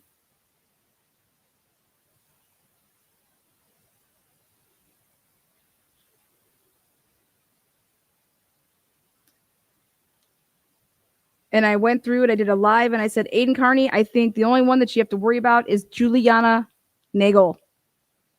The other ones, I do not believe were witness the picketing. I think that you're okay. I said the Juliana Nagel one. Now the next one. You were indicted. Aidan Kearney was indicted with 8 counts of witness intimidation in violation of GL 26 or 268-13B.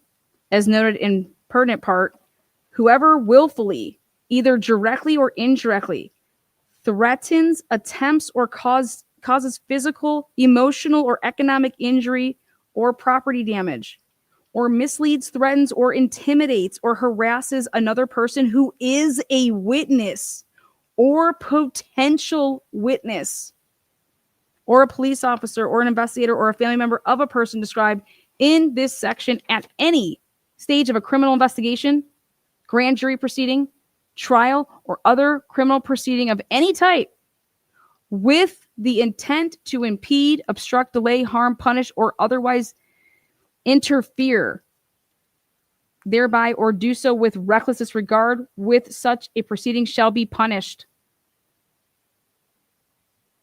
Well, definitely Turtle Boy willfully was doing what he was doing. The statute defines harass as an act directed at a specific person or a group of persons that seriously alarms or annoys such person or group of persons as would cause a reasonable person or a group of persons to suffer substantial emotional distress. Now, Turtle Boy compared this to if Chris Albert couldn't even get a fucking, restraining order against me, he wanted me to stop blogging about it, blah, blah. Yeah, that's totally different. He comes out here and he tells you guys that, and you're all like, yeah, you're right. He can't even get that. This is such crap. These corrupt motherfuckers, these judges, blah, blah, blah. You guys, that argument's dog shit. Absolute dog shit. That has nothing to do with no shit. Because your First Amendment, I can go on my live broadcast and I can tell all of you people, hey, Chris Albert is a fucking lying sack of shit. He fucking whatever my opinion is of that motherfucker or blah, blah, blah. Awesome.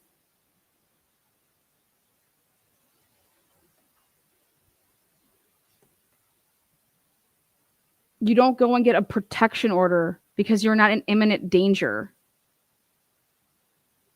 Okay? Sorry. No. Nope. Now, under the statute, to intimidate means acts or words that would instill fear in a reasonable person.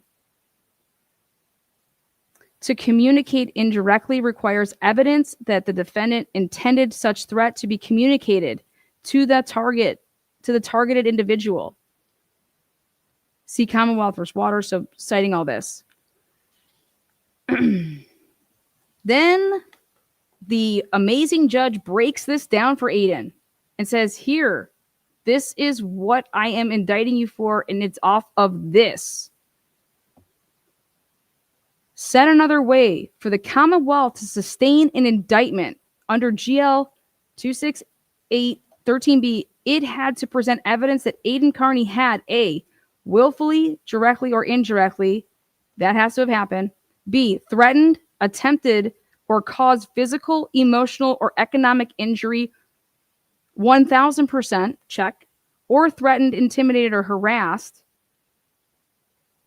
a witness, potential witness, or a family member of a witness, or a potential witness in a criminal proceeding of any type, with the intent to impede, obstruct, or interfere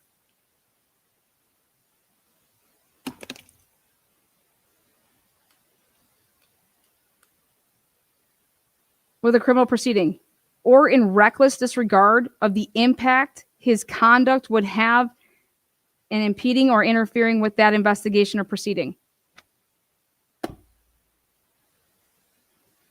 Now, I'm going to remind everybody why Mike Crawford wasn't doing the things that Aidan wants him to go do. That was fucking like, what is going on here? And they set the whole fucking thing up. And to this day, she claims, read the fucking police reports. She never said I fucking assaulted her. She said that she stole my fucking papers. That I tried to get the paper back, and she was holding one end, and I'm holding the other, and that I let go, and she fucking fell on the couch. That's her fucking story, and that she didn't consider it assault. That's what it says in the police report, that she didn't consider it assault, but Tully did. Tully was like, "Good, that's good enough for me." Again, that's his spin. That you think Tully wrote in there, "That's good enough for me"? You think those words are in that police report like that? All he's doing is documenting. He's writing down what she says. Tully doesn't make the decisions if you're getting prosecuted. The prosecutors decide if you get prosecuted. Did he learn anything from the Karen Reed case? A detective can recommend that somebody gets prosecuted, but ultimately, guess who makes that decision? The prosecutor. The DA. We're going to call that assault. And he's the one that called the cops. And he specifically said she's a witness. It was a whole fucking setup. Crawford, I'm an enemy of the fucking state. I was a political prisoner. That's what the CEOs used to call me. Political prisoner. They go, you were an actual political prisoner in here. Like, you were in here for political purposes, period. And you would never be in this position. What? He's in there for political purposes? Since when is a criminal? I am fucking blown right now. Young Jelly, because you're a pussy. Period. They can make mistakes. And I think that you got to own your mistakes if you make them. What mistake did I make? And I think my advice for everyone is just to calm down a little bit. We'll calm down. Wait for court. Wait to see what happens on Thursday. Let's see. That's what I'm doing. Oh, yeah. And I think it's good to get off social media. Take a break. You can still watch it, but don't post so much. That's what I'm going to start doing. What? And I'm not going to make this my entire life. Over the last months, this has become my entire friggin' life besides walking dogs. People saying they're on sub. That's fine. That's actually good. I cannot believe that he's playing a 2024 January and then has the balls to say he would never have posted this or he would have never done this if I was in fucking jail. What? Followers. I want to do what it should. There have been some mistakes, and I should have been more critical of them. What if we are wrong? What if we did fall for something? What if we fell for something? That's what I'm saying tonight. What did he just say? And it wasn't. And I think that we all need to be a little more careful. These people are playing for keeps. And what if we are wrong? What if we did fall for something? What if we did fall for something? Wow. Have you guys ever thought you fell for something with the Karen Reed case? Maybe he's not talking about the Karen Reed case when he made that comment, Aidan. How about that? I never felt that way. Is he suggesting Karen Reed tricked us? No, I don't think he's suggesting that at all. Because that's another McAlbert talking point. I've never said that. So that's what I'm saying tonight. And one of the reasons, like, I still feel like Karen Reed is definitely innocent is the things like the canine bites. And I want to play some of the stuff from Melanie Little tonight. And I feel like what I want to cover more is the Karen Reed stuff going forward right now. Because I think on Turtle Boy, we just don't know enough. I still feel like he's getting railroaded because of the coverage that he did. I think that's pretty damn obvious. And that's where I'm at. I see people saying they're subscribing all over the place. That's okay. And someone said I'm always playing other people's shit. That's not even true. So much. That's what everybody thought. Everybody thought that Aidan got railroaded.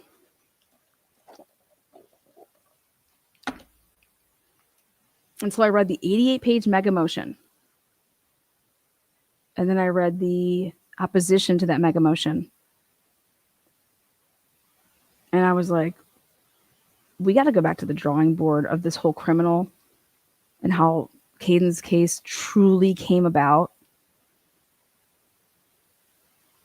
Because it's all smoke and mirrors. All of it. And that's what I did. And I spent a lot of hours putting an actual timeline together.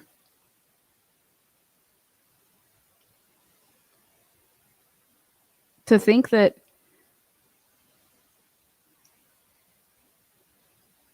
I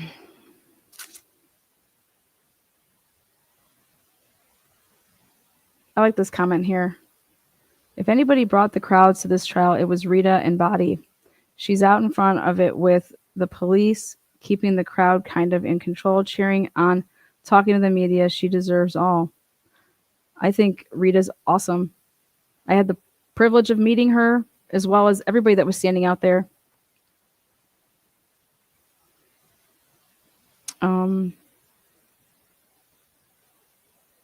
Nobody is bigger than the motion. Nobody is bigger than the movement. And ever since Karen Reed was literally acquitted of murder, and she was framed by the government. Turtle Boy was not framed by the government. Ever since that acquittal, this man has been on an absolute warpath.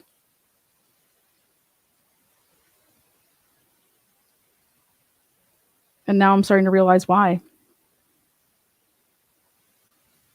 Somebody that fabricates. Here, I'm going to play it.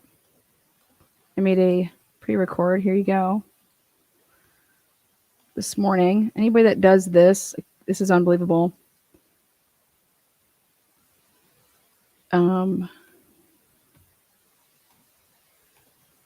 you go.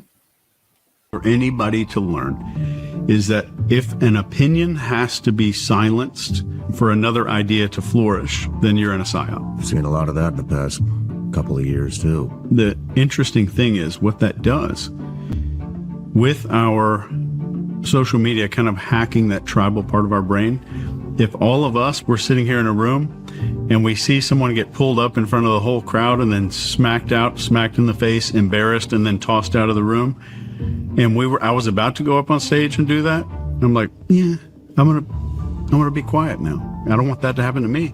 Yeah. So now we're using that tribalism as, I'm going to take this person and I'm going to make an example out of them to prevent everybody else from stepping up. I'm going to increase fear associated with being socially outcast.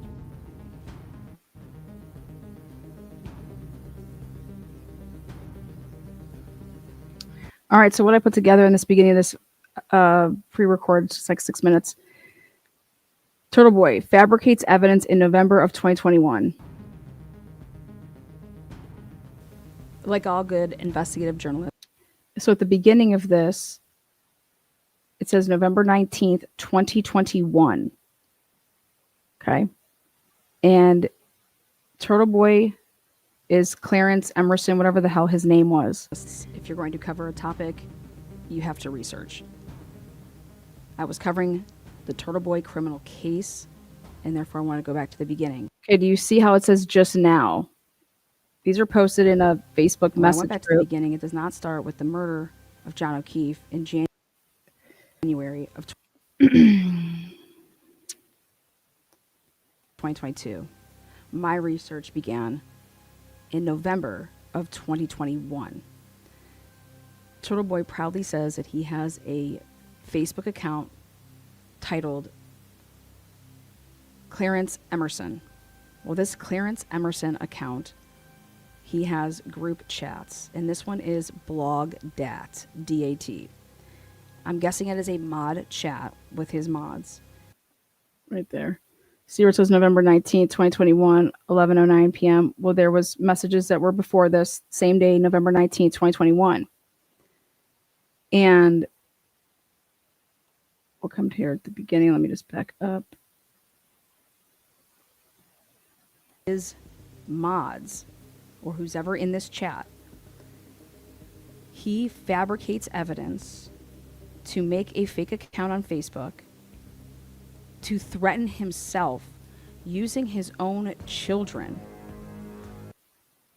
Remember, I told you the best trolls in life troll themselves, and they have to. For the purpose to get a restraining order or a no contact order, or quite possibly for witness intimidation, criminal charges to be pressed against another person. This is obviously moving at right here. November 19th, 2021, Clarence, this is him. He's like, all right, I have an idea. He writes this to his mods. He thinks that he can write this to other people to engage in this is totally, absolutely fucking delusional. All right, I have an idea. Diane writes, what idea? Clarence writes very fast and sends these two pictures here, but that he posted on social media under the guise of another person. Okay. And says, those are his children, his own children. He used his own video slows down where I walk it through all of the back and forth with, he's like, she says, what idea? He posts this because in the mod chat that he already just posted on Facebook. Okay. He took screenshots really quick after he posted. Okay. And then does this. Okay. Turtle shares Boy, it, aka Aidan Kearney, with the members of this mod chat. Diane says, do I need to find those? Showing how they are meticulously going. Now, if you were on the right side of the, how I know that the person that actually turned this over was not the Turtle Boy, it was somebody that's on the right side. Okay, because his comments are on the left. That means the person that actually owns the thread, who's actually in the messages with him. Okay, that person's on the right side. He's on the left side. Through the steps in which to make this. Do I need to find those? Who is Turtle Boy? Why would anybody come after Turtle Boy? LOL. I love how I don't even have to explain this to you. You know what to do. I don't give a fuck if he claims that this account was hacked. Of course he's going to say that. No, this is somebody from his mod group, okay, that put out this and that this is what Turtle Boy does. Okay? That his account was hacked. Sure, it's always something. That's fine. I don't believe that. I did my own research. Turtle Boy's so innocent. I made fucking phone calls. Okay, I don't come out and just put shit together off the fucking dick. Okay, exactly. He's said a lot.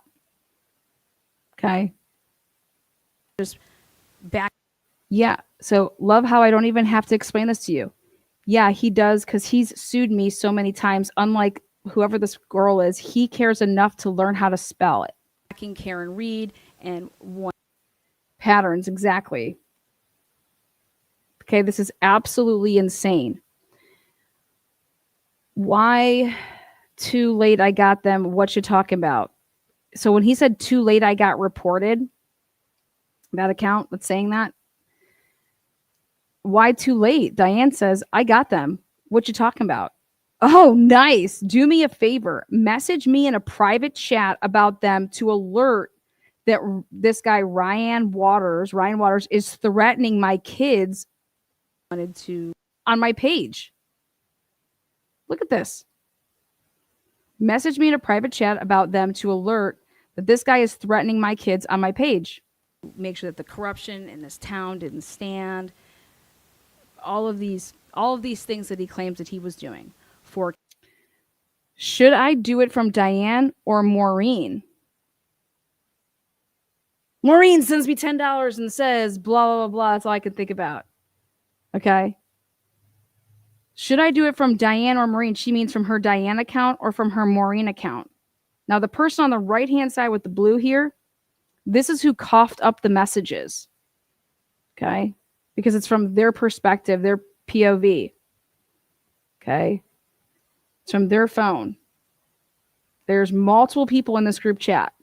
The person in the blue here, that's who actually released these to somebody.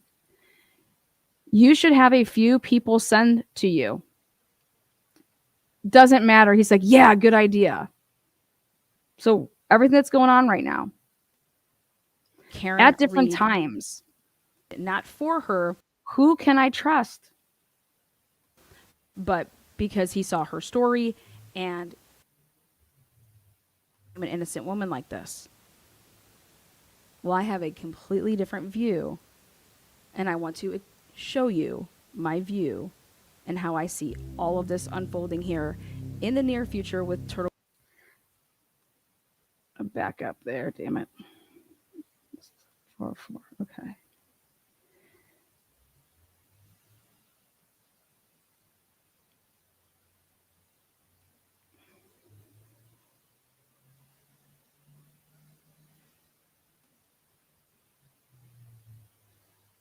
Hold on.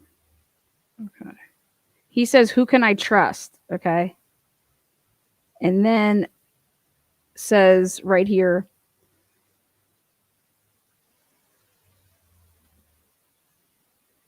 this person then says, I'll wait until early morning. I'll do it from the Chrissy and the Camellia account. Okay. This is back in 2021, November 19th. This is what Turtle Boy engages in with. This is way before the murder of John O'Keefe. Okay. This is about who somebody is, what kind of behavior they involve themselves in, and what they are truly the ringleader of. Okay. When Diane replied to Clarence, when it's who can I trust? Let us have them sent to you. Don't tell a bunch of people. Defeats the purpose of a crime. And he's going to act like this is all this is all fake. Yeah, you guys take care of that for me.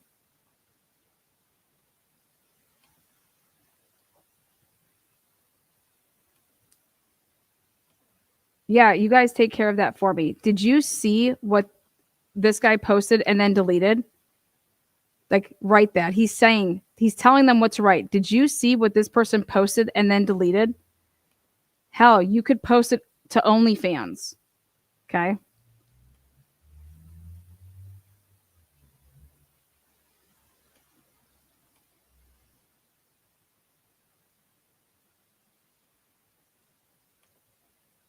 Is this your house? Like, he made all this stuff up. He did this. He created this. She's like, I can do it. Peace.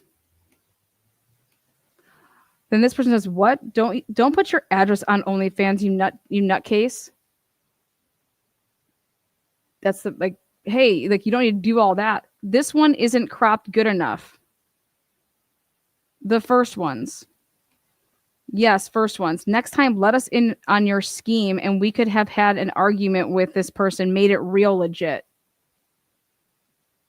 He is fucking delusional. He is beyond delusional. Okay.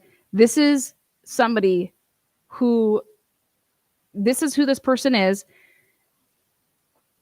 Karen Reed giving him, hey, yep, here's Alan Jackson's affidavit, okay? That's all Karen Reed did. This man went, she had no idea what kind of character he had. Do you think that I don't know, you'd have to ask Karen Reed all that, but I promise you that nobody could ever,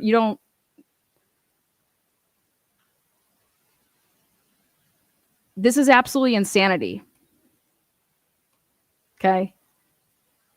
I was in there commenting, Diane says. So whoever this Diane person is, I wouldn't be surprised if nobody's ever seen this person, if it's actually one of his accounts as well. Does he not know us by now? That Diane says, IDK, what he said to me, because I think he blocked me after, but, and she thinks for the comments so I can back up finding them. I got a notification. He replied to me, though. I invited him for a smoothie. This is what these people do.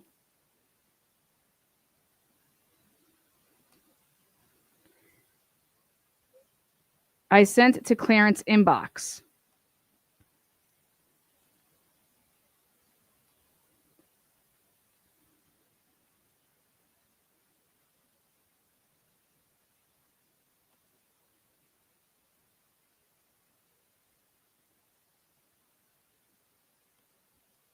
How are you on Brett's and here? Get the fuck out. I'm no boomer.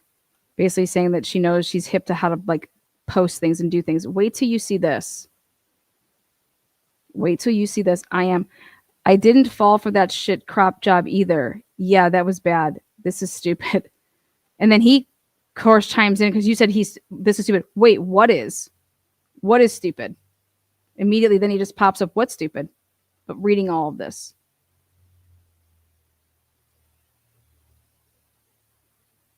I'm going to bed. I can't, whatever. I can't handle Brett's channel. I'm too tired. Diane says, I'm just there to annoy them at this point. This is what trolling is. So they created this whole big fake thing. Then they go on some Brett guy. I have no idea who the fuck these people are.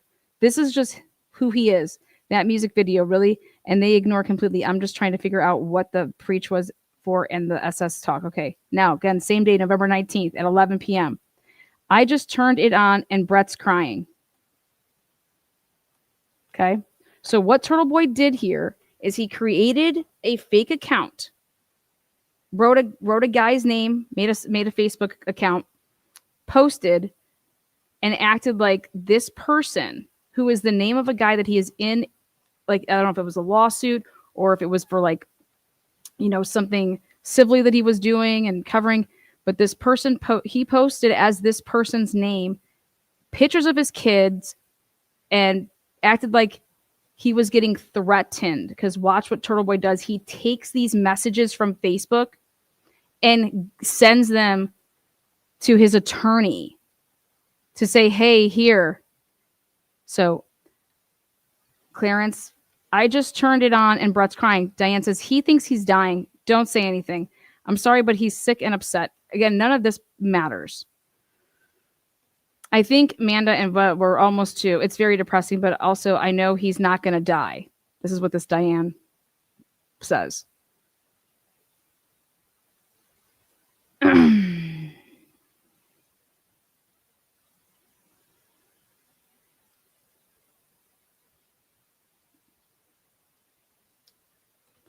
See this? Bro, it's getting worse.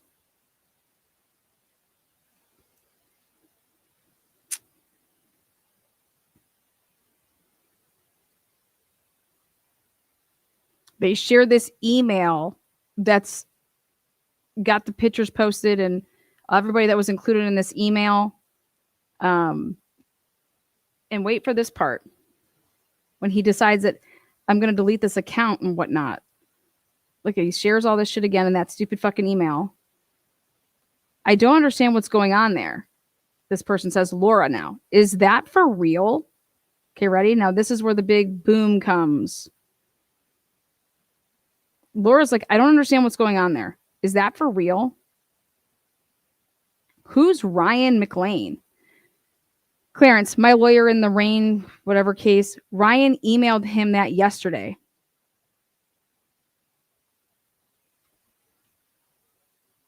Ryan is threatening your kids. What the fuck? Right?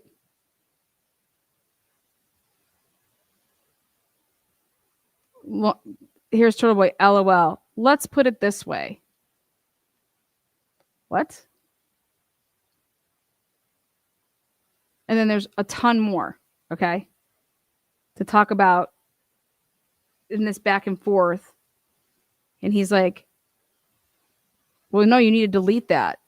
Wait, but if you delete it, then no one's going to believe that it's real. Why wouldn't it be real? I'm the one that has these screenshots and blah, blah, blah, and fucking wild shit. What are you doing, dude? This is who Turtle Boy is. He trolls people. He trolls himself. No kids are off limits. He uses his own kids to make it seem like he was getting, so that he was getting threatened and harassed, and they were using his kids and threatening his kids. He made all of that stuff up. Posted it on Facebook and made an account so that, because he was trying to create false evidence so that he could get a no contact order / potential witness intimidation. And this was back before the Karen Reed case ever happened, back before John O'Keefe was ever dead. His mod, whoever was in this group chat, released all of this. This is what I actually outed back in 2021, 2022, and 2023.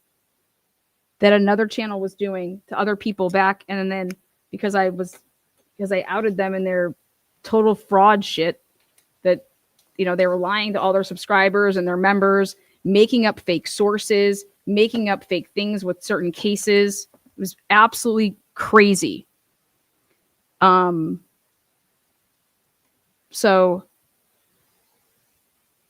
again, if I'm going to cover the criminal case of Turtle Boy, which I have been, just like I was covering the Karen Reed case,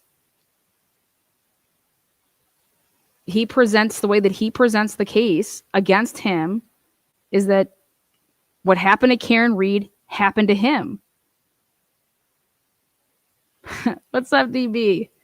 DB says Lana broke the story about Betsy Blair.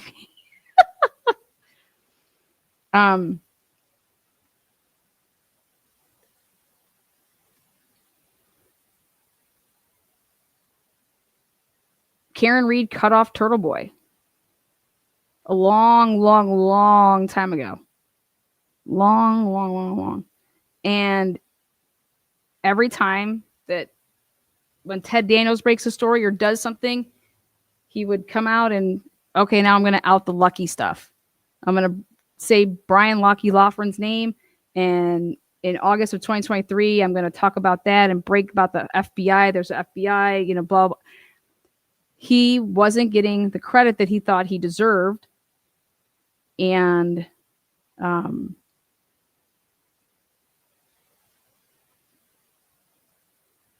so he kept inserting. And then we see all this stuff right now about, oh my God, someone just called my wife and they're doing this to my wife and they're calling and they're doing this and they're doing that. Yeah, he's doing that to himself.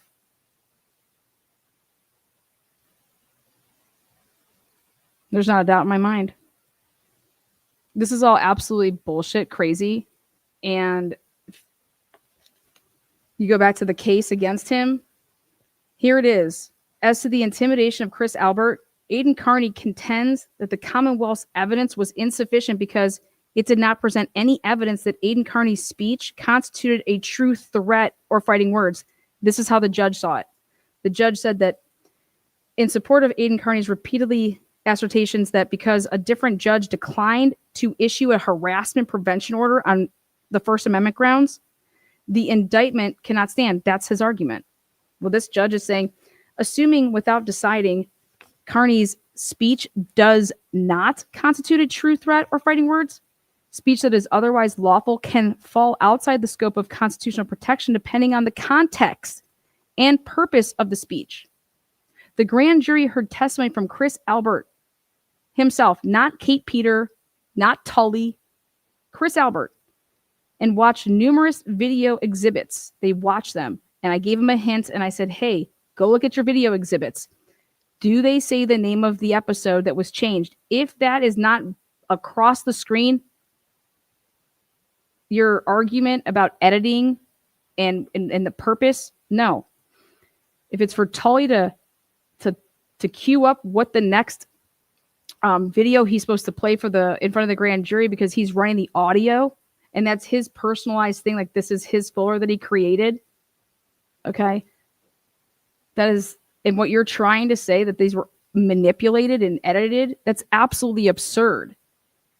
Absolutely absurd. And he does never once say that Kate Peters or Tully or whoever mashed up different sentences to make a word or to make a sentence. I took up different words from other different places, and here's the sentence that we gave them. That's not what happened. Again, specifically in various video exhibits, Aidan Kearney advises Chris and his family to stop going out in public and shares that he is aware and informed of Chris's whereabouts. On numerous occasions, Aidan Kearney stood outside of Chris's restaurant while yelling Chris and his son Colin were murderers and accosted customers as they left, asking them why they would support a murderer such as Chris.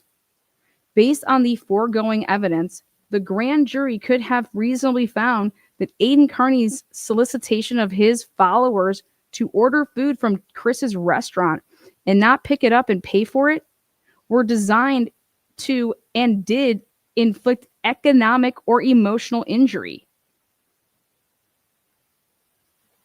The government is going to have to prove that Chris suffered economic loss. Okay. Where's that as far as in the discovery? That's what I'd be asking for. Number 2, furthermore, the grand jury could reasonably interpret Aidan Kearney calling Chris a murderer, unexpectedly showing up at his restaurant and telling Chris that he would leave him alone if he and Colin came clean about O'Keefe's death as harassing or intimidating behavior intended to or with reckless disregard for the fact that it may interfere with Chris's role as a witness in the Reed case.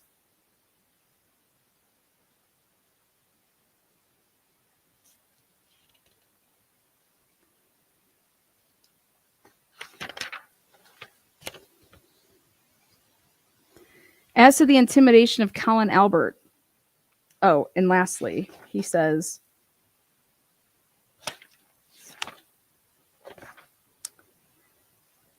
as to the intimidation of Colin Albert, the Commonwealth established probable cause that Aidan Kearney had intimidated Colin, again, in violation of the statute.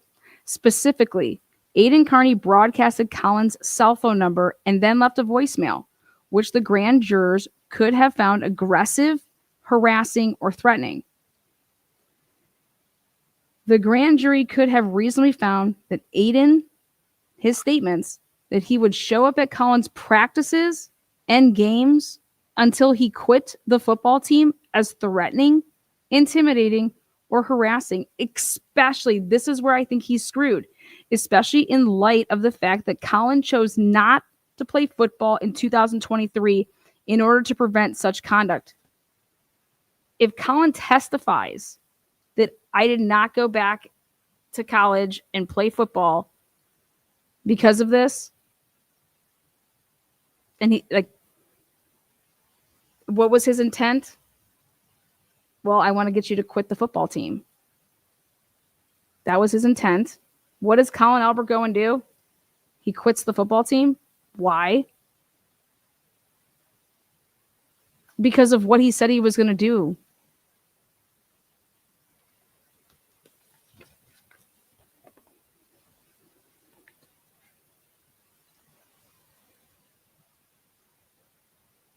All while he's a witness, because how this ties in You're a witness in a murder case.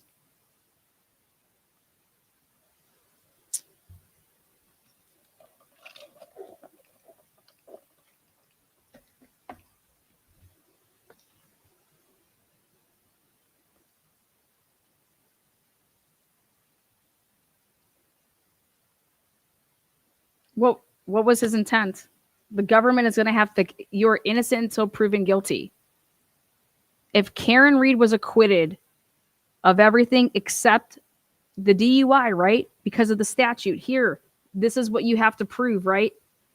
And then here, Karen Reed was found guilty of that by the jurors, right?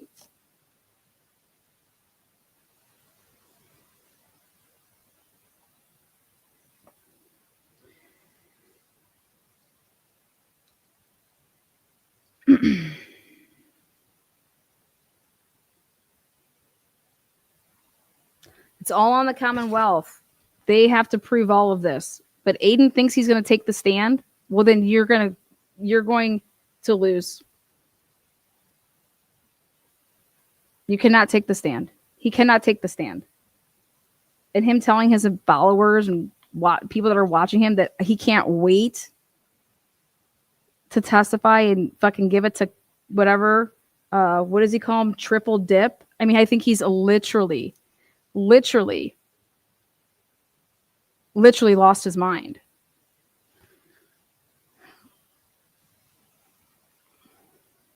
Moreover, the grand jury could have reasonably attributed that the purpose of Aidan Kearney's conduct was to interfere with Colin's testimony in the Karen Reed case because Aidan Kearney said he would leave Colin and Chris alone if they came clean about O'Keefe's death. Again, his attorneys are going to have to figure out a way to show that his intent wasn't any of this.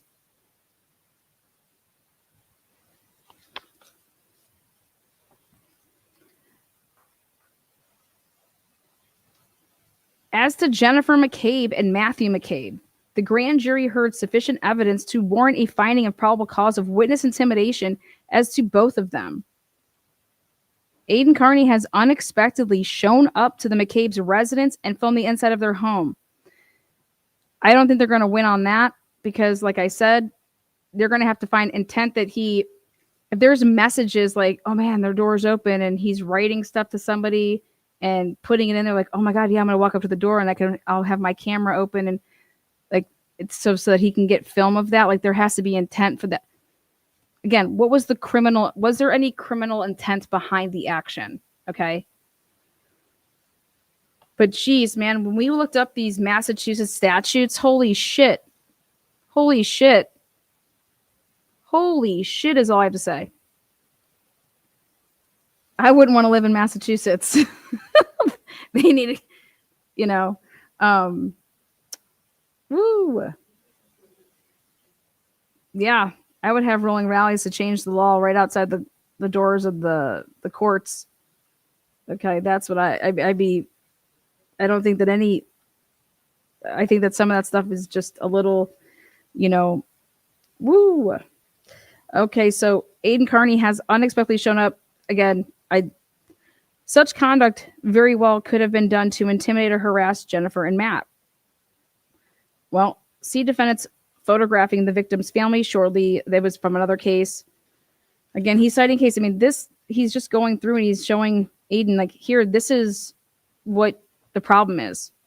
Moreover, Aidan Kearney unexpectedly making an appearance at Jennifer McCabe's and Matt McCabe's two eldest daughters' lacrosse game. You guys put yourself in those shoes. Oh, yeah. Hold on one second. I wanted to put this back up.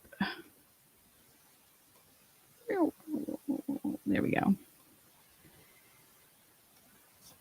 Put yourself, if somebody truly came to my kid's soccer practices, and behaved like this, and was gonna like continue to do this, for what's the purpose? Especially if I tell you that I have no comment. or if I don't even answer you. But then when I found out the whole statute here about like putting a camera in someone's face and recording it and doing audio and recording somebody, like, holy shit, just because it's open and you know that you have to have their consent.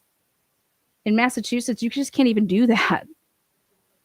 It's just not like other states. I just cannot believe, like, holy shit. And it was mind-blowing. It was mind-blowing when we were reading it. But to think that this is the way to go about it, and he said that the reason I did that is because, you know, he knew that she'd be there, or whatever his reasoning was. But in sum, Aidan Kearney's conduct, particularly in the context of showing up to Jennifer McCabe's daughter's high school lacrosse game, is evidence of intentional conduct that is harassing, intimidating, or threatening with intent to punish the McCabes and impede a criminal investigation. Now, I want to know if there's emails that are back and forth between anybody where it's like, hey, what the hell is going on here? Take me off. Like, I'm not going to be a witness to this case. Like, I'm not testifying.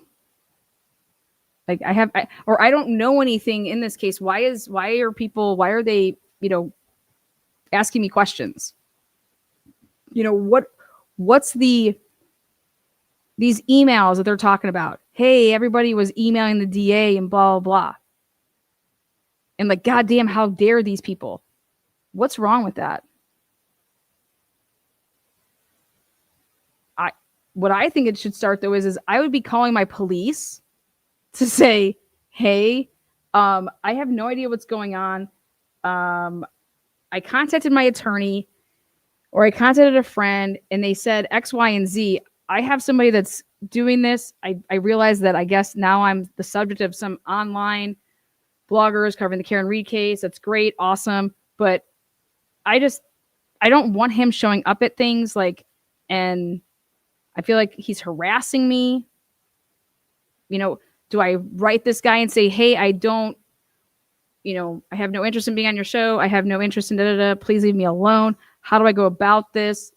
Like, no, I don't think he's physically harming me or anything like that. I don't want any of this. This is annoying me. This is harassing. This is embarrassing. I mean,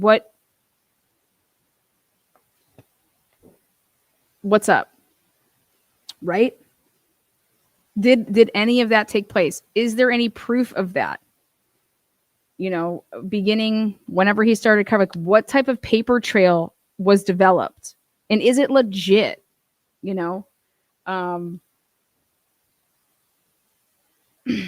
These people testified under oath. What only Aidan has the transcripts and his lawyers to know what the exhibits are.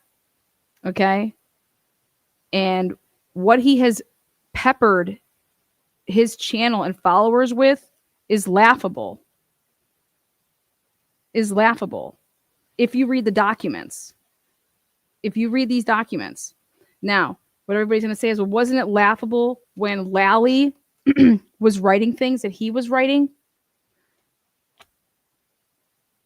Yes and no. Lally purposely didn't go and hammer down on Proctor and say, give me all the shit. Hey, where's this? Where's that? Hey, do you have anything? He didn't, so whether you want to say he did that or didn't do that so that he could write up his little bullshit responses. Okay.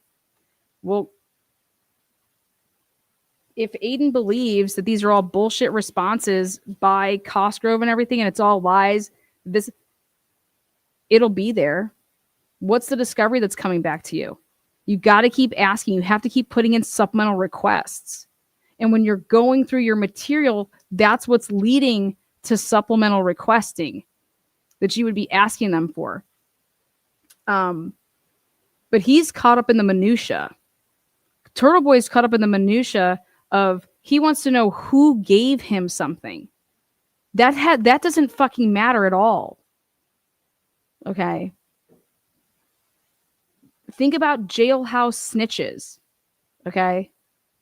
That testify against criminal defendants in trials.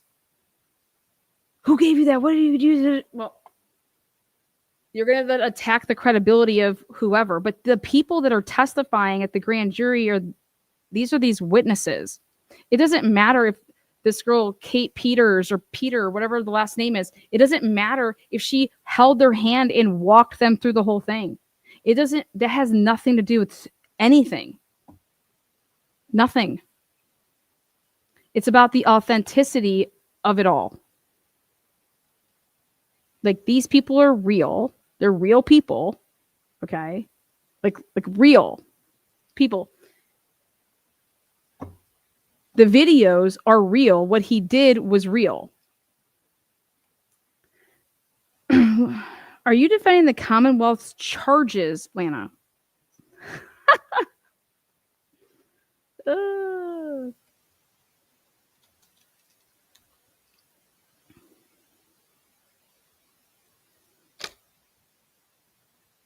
Yeah, there you go. Lana is defending the truth. The charges are what they are. Defending them, I already went through, and it's going to all boil down to Aidan's intent. It has nothing to do with Kate Peters, but I think that people should understand that background. And if Aidan and Kate want to use the criminal justice system like they were prior to the Karen Reed case to call the cops on each other and get themselves in trouble or try to, whatever, their like rivalry, whatever they want to refer to it as.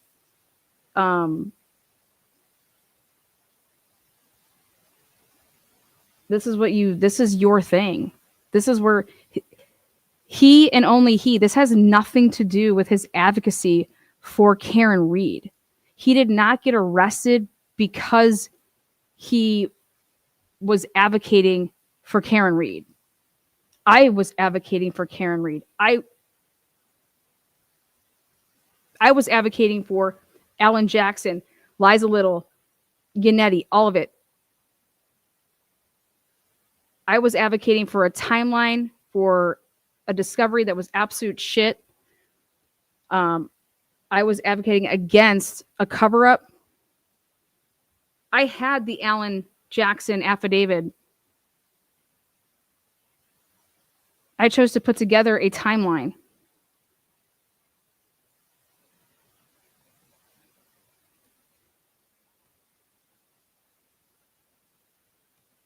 Do I believe Aidan Kearney was framed by the Commonwealth? Absolutely not.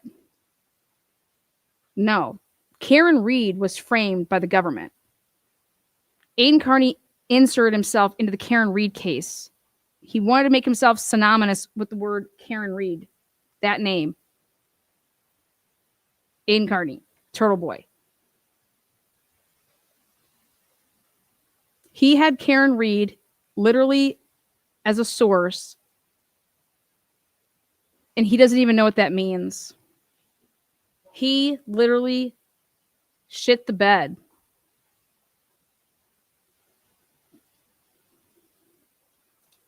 You are supposed to protect your sources in journalism. Protect. He is out here blaming Karen motherfucking Reed. He is out here blaming pieces of pussy. He is out here blaming his left shoe. He is out here blaming his key fob. He is out here blaming everybody but himself. And people out there that say, hey,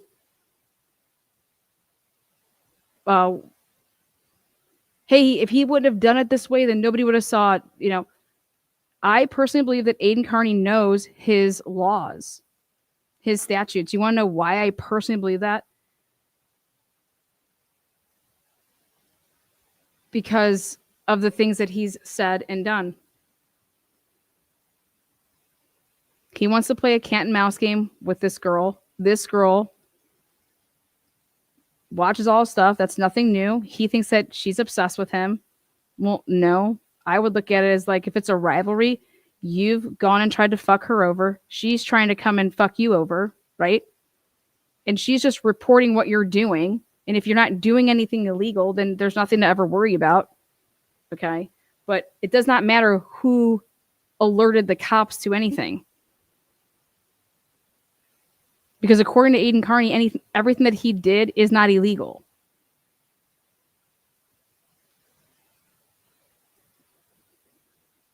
Oh my God. And if he didn't do what he did, she would be in prison, full stop. Are you fucking kidding me? If you believe that you are absolutely, I'm sorry, you're drinking the Kool-Aid. 1000%. The rolling rally, you guys, the rolling rally. Freed Karen Reed, the rolling rally. He is being charged for specific things. Specific things. The rolling rally. That did not free Karen Reed. The experts. You want to know why Scott Peterson, who's innocent, and it's all going to come out here, if Scott Peterson would have had better lawyers and experts, main thing here is experts, he would not have went to prison. Richard Allen, if he would have had better lawyers and experts, he doesn't go to prison. He's an innocent man.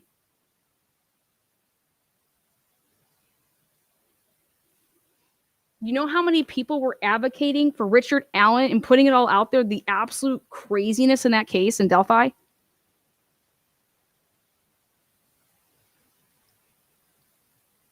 You know how long it took the jury?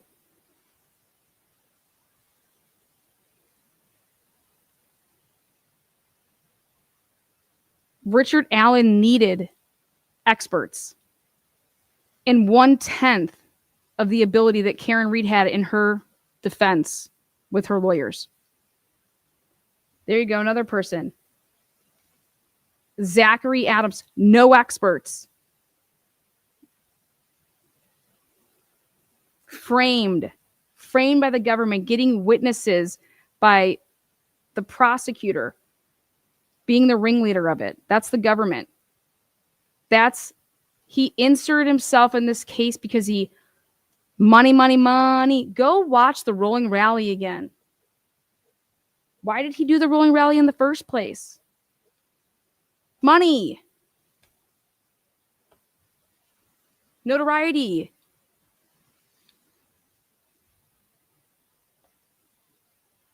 There's nothing wrong with that. There is nothing wrong with going and making a living and being creative to do it, okay? But God, be smart enough to know like what you can and can't do.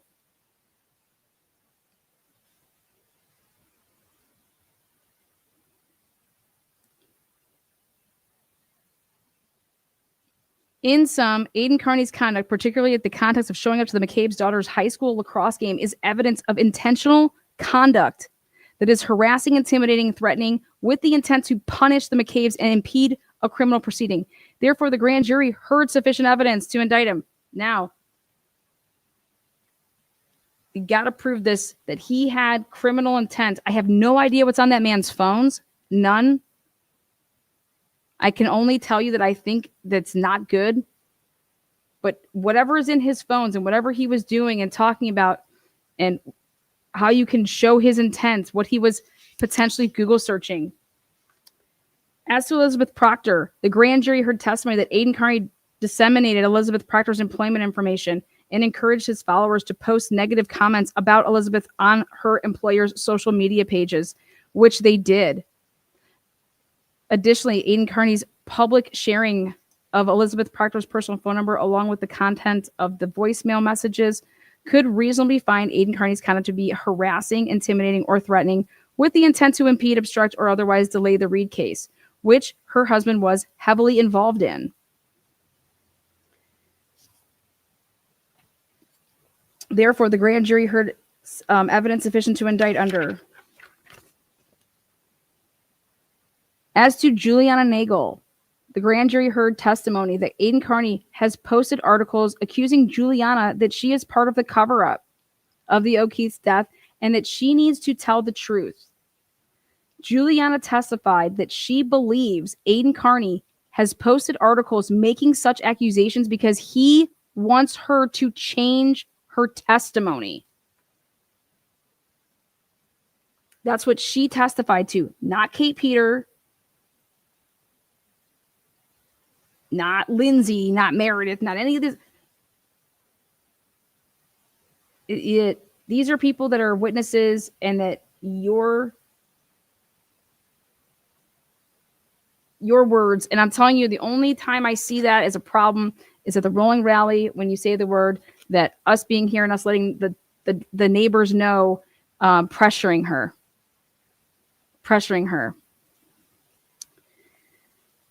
The grand jury transcripts from December 19th, 2023. Again, these dates are so key because this has way before Lindsay Gaetani was ever anything.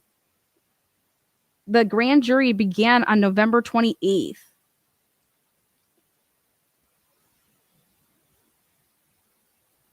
If you know that you have haters, that they're going to, do you know how many people watch and Hawkeye me to see like what I'm doing or try to get me because they fucking hate me? It's insanity. But hey, when you want to go down that path and that's who you are and you want to engage in the fucking bullshit, to think that I have to live my whole life looking over my shoulder because of the type of human being I am and the type of shit that I engage with other people and trying to fuck with their lives. He said it more than once. Because of his reporting, people should fear him because his reporting leads to people being arrested and being jailed. Okay. And you should fear, not because he's going to beat your ass or anything like that, but when he writes about you, you should, I'd be afraid of that too, because it leads to, and I wouldn't want to go to jail. So yeah, that's just fear like that. Well, the reverse side of that is that a woman by the name of Kate Peter her goal was the same thing.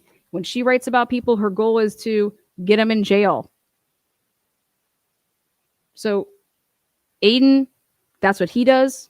And now there's a girl out there, that's what she does. And he is the subject of that.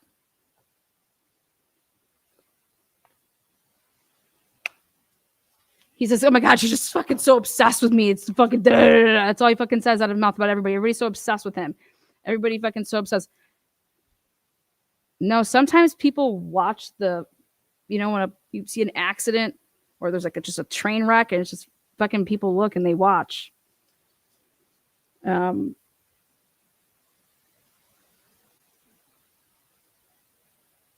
I've never seen, this woes me.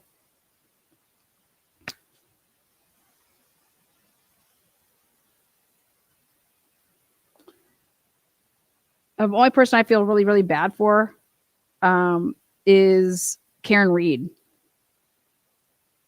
Think about this. It's about to be 2026. She's had to deal with a murder hanging over her head, being framed, right? And then she thinks that, a guy's just going to do, here, journalistic ways and here, cover the case, okay? And holy fucking shit. There's no holy fucking shit, man.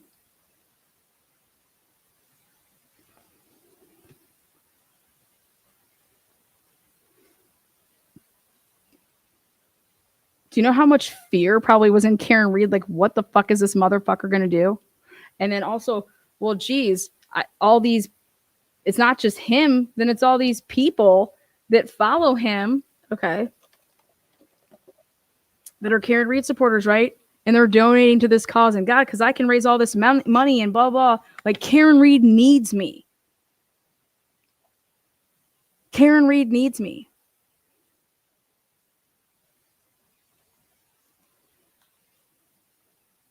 And then it's like, wow, when can we start saying that it is a cult?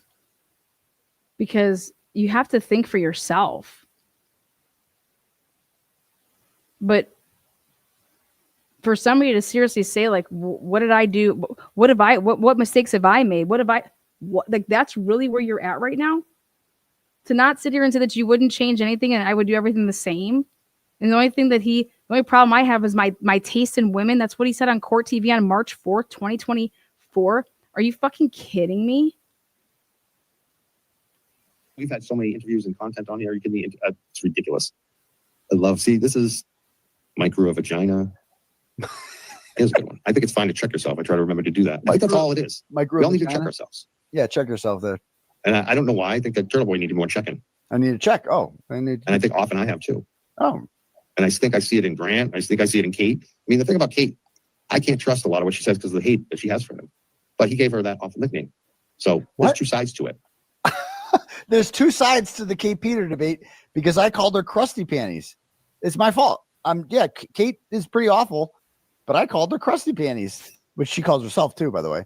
But that's my fault because I called her crusty panties. By the way, crusty panties is not extending the same peace offering to you, Young Jelly, because she is not worthy. That's not how she's built, my dude.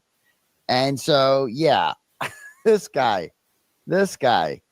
Oh my God. And I didn't give her that. I personally think that Turtle Boy's going to try to make a peace offering with Kate Peter. I also think he's going to try to say that Karen Reed put him up to all of this. Name, she earned it. And I just hope go back and watch that I'm wrong. The best Kate was the best man in her friend's wedding. I'm not even kidding. She was the best man in her friend's wedding. She was there on the groom side and she was in the wedding party somehow. And the bride came on the show and explained how Kate left her rotted, crusty panties in their apartment after like mooching off of them for a bit. Yeah, Krusty hates Crawford. Like Crawford's at the top of her like fucking hate list. Like the least respect list. Like she respects me more than Crawford. Like everybody does. Plevin does. I mean, Plevin calls him Young Jelly. Like he is the least respected person on all sides, I would say. I rarely look at chat. That way I can stay on topic. And I'm not wrong about my stance on the witness intimidation. Frankly, it's disturbing to see how the true crime community embraces it. What's up? Is Mass Mafia official? I think is this Kate Peter? Well, if it is, hello, welcome. I believe in all opinions and I have my own. And but yeah, making the criminal, I'm all about the criminal case here, and I see all the deflection going on except for talking about the criminal case. So yeah. So at the end of the day here, okay, I don't believe in that you should exploit anything. I just know that these people were going to the hearings and all of a sudden they stopped going to the hearings. And he can say, well, yeah, we shamed him into not coming anymore. We shamed them into not coming anymore.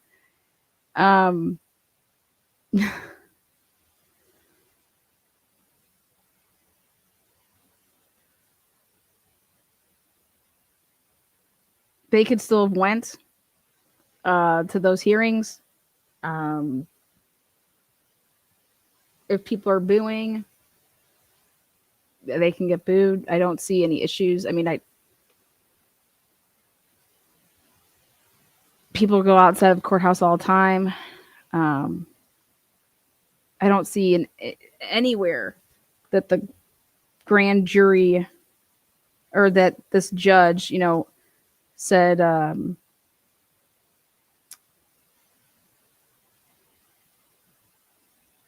yeah, I just,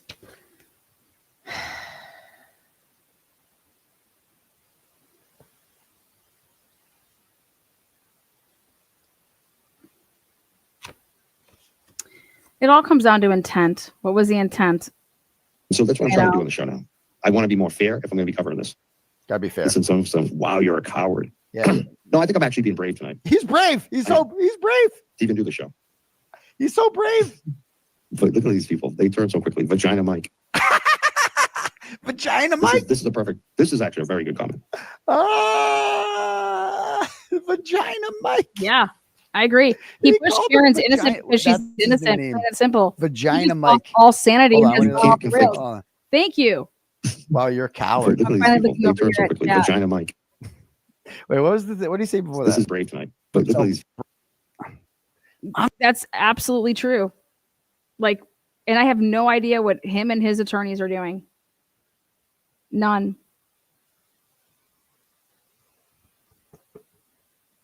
Yep, another great comment. Nobody is denying TV got the word out about Karen Reed. Has zero to do with what we're talking about here though.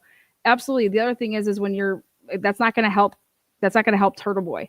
You know, when you go and watch the Canton Select here on the Tuesdays, and you see what the people are actually truly saying, and that, hey, like, this has been going on for a while with the police, okay, and we need this to change.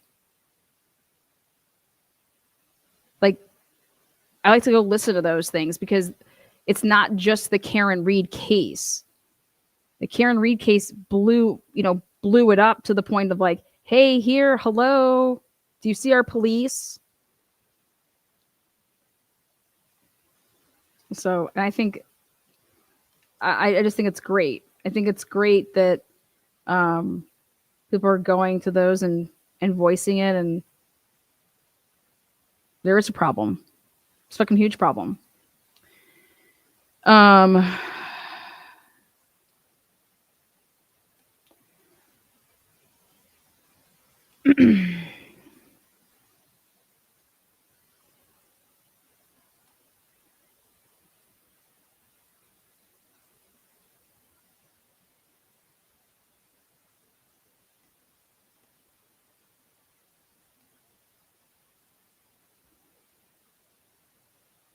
We were talking about the messed up laws in the state that could get him in trouble. Yes, but we're also talking about like what. I'm an investigative journalist. Okay, I like to do things boots on the ground. I like to go places. Okay, and to sit here and say that you're a vagina or you're a pussy because, wait, I didn't see you go and do this and do this and do that. Like, what are you doing? Like, then I come to realize that, wow, here, the person that had this recording, this is what sitting in live was all about, was to go and attack Mike Crawford. Because why? Mike Crawford didn't like fucking say a word. But I believe that Turtle Boy believed that he did. And that's why you saw this live last night. And he's saying this while I'm sitting in a jail cell. This is a guy who 2 weeks prior did a stream saying, I'm done. I'm out. I need a criminal defense attorney, even though I'm not being charged any crimes. And then he comes on. He's like, yeah, Karen. I needed a criminal defense attorney 2 weeks before. Why do you need a criminal defense attorney 2 weeks before this? This was January 12th, 2024. Now we know he needed a criminal defense attorney. Why?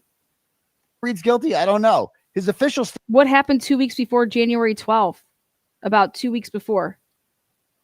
You sent him 2 fucking audio recordings of wiretapping, motherfucker. This is absolutely fucking crazy that he got in front of his audience and tried to literally flush a narrative. Motherfuckers, I don't know who's been covering this shit, but I will put my brains and my timelines up against anybody in the country. Anybody. You give me a discovery and you give somebody else a discovery, I will fucking destroy anybody in the country for a criminal defense matter that involves a discovery, connecting dots, timelines, you fucking name it, and I will do it faster than anybody. Chances, I don't know. But that's brave. He's so brave. I mean, bro. This is actually a very good comment. You can't conflict. By the way, I do not support people that bully people. I do not support people that I support people that I have the opposite opinions with on so many things.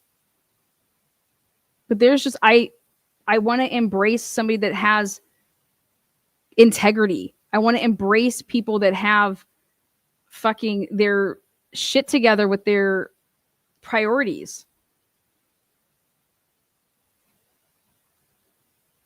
Character. So I guess if I go to the next Kelsey Fitzsimmons here and I'm going to question him, Mike, I'm going to fuck Justin Alea and I'll stay away from him for now because I don't want to catch a charge. But I will have some questions for Crawford about this. I have some questions Because He let's wants get to old. go to now he wants to go to the Kelsey Fitzsimmons next hearing to ask Mike Crawford questions.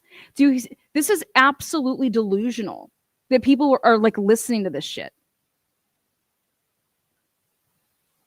Ask him questions about what? Call him up on the goddamn phone. You need to go to the Kelsey Fitzsimmons fucking hearing to ask Mike Crawford a question? No, you want to make a scene, which makes you money. You want to use things for props, and it's all about money. And that's what you should be saying that it was about from day one. Your intent is to make money. And there's not a crime in making money. School. Let's get old. I'll see you at the next hearing, Mike. Turtle Boy and Karen Reed cases. And that's exactly it. And that's why I like Melanie Little right now. I'm trying to follow her, actually. The attorney, Melanie Little. She's doing amazing work. I'm going to follow her lead. And Sean McDonough and Olivia. Like, I think a lot of people. He's going to follow McDonough. So that's a good point. I'm glad you brought up Melanie Little. I'm going to follow her. Melanie Little has never wavered in Kara Reed's innocence. And that's what people love about her. Because she never wavered. I can't wait to hear Melanie Little cover your case. We're going to really see who can be unbiased in their coverage. Because the statute is the statute, and Turtle Boy is guilty based upon the statute. He has committed witness intimidation, and he has committed what he was charged with. He did, based on the Massachusetts state statutes. Based upon the Massachusetts statutes, he is guilty. In my opinion. But you're also innocent and so proven guilty. I've looked at it, put a ton of hours into it. How would I prosecute Turtle Boy and how I would defend Turtle Boy?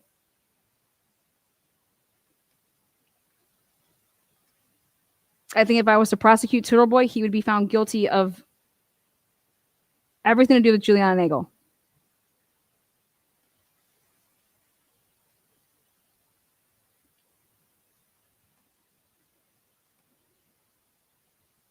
He has been one of the rare law tubers that said, fuck partiality. Fuck partiality. Fuck pretending that there are two sides of this issue. Fuck pretending that it's even up for debate that John O'Keefe was hit by a car. God, fuck that. Fuck that. That is why Melanie Little is so popular. Right? Good facts. A lot of facts. Yes, there I are. just love it. Call me coward tonight. He's Get a lot of that. lost his mind. Look at this. Look at he's bringing up all the people calling him a coward. It's so true. I'm so glad you guys called him this. God bless you guys. Vagina, calm down, Vagina Mike. It is a good one. People were flipping out right now. We drink hot dog water. I think I told at this point. Mike hasn't even said anything bad. LM. Yeah, no, I haven't actually. The people who are flipping out would drink hot dog water. If they got told to at this point, Mike hasn't said anything bad. Oh, I disagree. What is my doubt? Okay. Well, I question. Yeah, this is okay. What's your this doubt? is the reason why it's not really doubt at this point. Huh? But these are things that you have to think about. Like my worst nightmare is that we've harmed. This is one of my points tonight. Like, what happens if we're wrong? What happens if you, even if you 100% feel like Karen Reed is innocent, what happens if you're wrong? Like, that's kind of where I am. Like, what happens if the laws of physics cease to exist on Brian Albert's front lawn? I've never thought about that because John O'Keefe wasn't hit by a car. So I've never even contemplated that. What if I'm wrong? I've had no doubt about it. It's just not even a question. And Turtle Boy, I have a question for you. When you were asked on the live broadcast on Court TV on March 4th, 2024, you had just gotten out of jail a little bit before that, but March 4th, 2024, Vinnie Politan has you on. And Vinnie Politan asks you a question. And I caught it when it happened. And he asks you a question and he says, what about Karen Reed and Brian Higgins's kissing?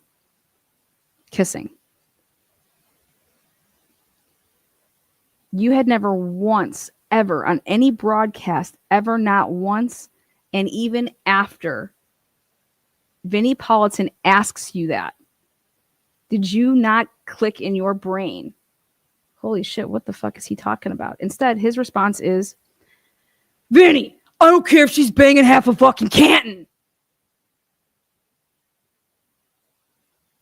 Actually, I care.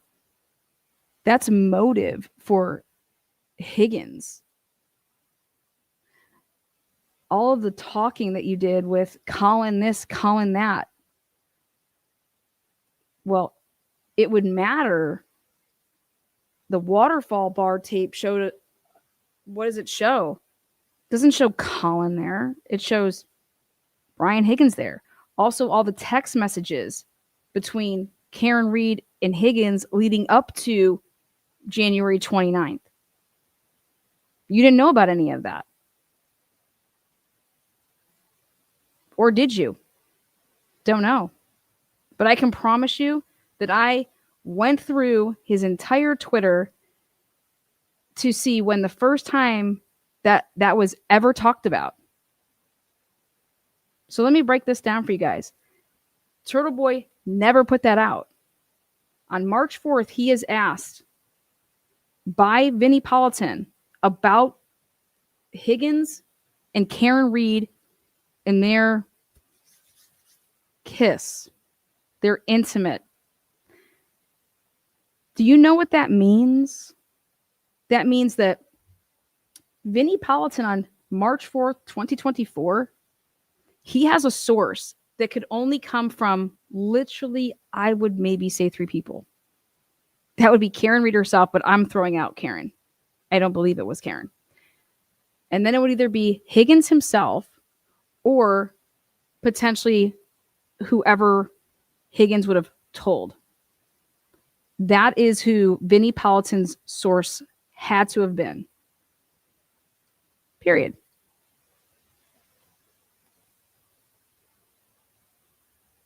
Then come to the trial and holy shit, it's accurate. Holy shit. Karen Reed and Higgins, oh my God. And it was just like, wait, what the fuck is all of this? We had no clue that was coming in that trial. The Higgins.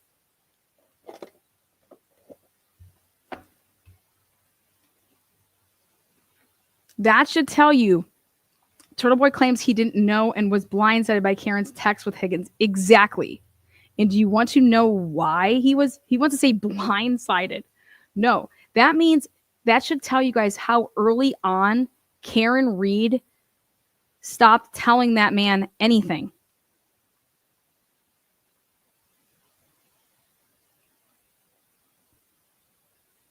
If Karen was trying to push a narrative, why didn't Karen Reed tell him that? It's because Karen Reed wasn't trying to push a narrative. Not at all. Karen Reed doesn't share her client attorney privilege communications. Karen Reed is Karen Reed. Turtle Boy wanted to be Karen Reed so bad that he got himself fucking arrested. He wanted to get arrested. Trust me. That's the only way you can ever sue for violating someone's civil rights. You have to be impeded so that you could sue. And this whole time, hey, he's selling it like, oh my God, everything that basically happened to Karen Reed, they did this to fucking me. And no one's looking into like the real, like, here, look into it. I sat down, I was like, dude, I need to look at this.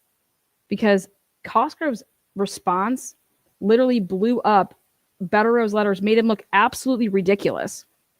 To the point that I cannot believe that Bettero is literally writing in that the KP on the radio transmission back and forth is fucking Kate Peters. Like, what are you doing?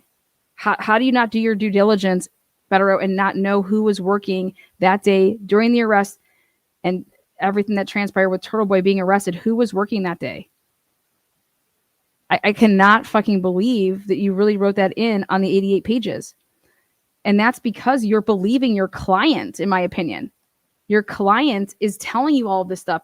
For fuck's sake, I have no idea. Maybe Turtle Boy is turning in fake fucking screenshots. I have no idea what he is telling his lawyers, but wow, to read in the 88 pages that I have right here, just I cannot even believe it. There was, and the KP refers to Keith, and then all Bettero has to go do is go get the FOIA and get the guy's work record and make sure he was working that day. I mean, but Jesus Christ, to sit here and write in this 88 pages that KP 286, where is this bullshit? I couldn't even fucking believe it. To sit here and really think that Kate Peters is part of the prosecution and to like really write this in black and white is absolutely delusional. And that's why Costco is probably like, what the fuck is this? What is this 88 pages? You know?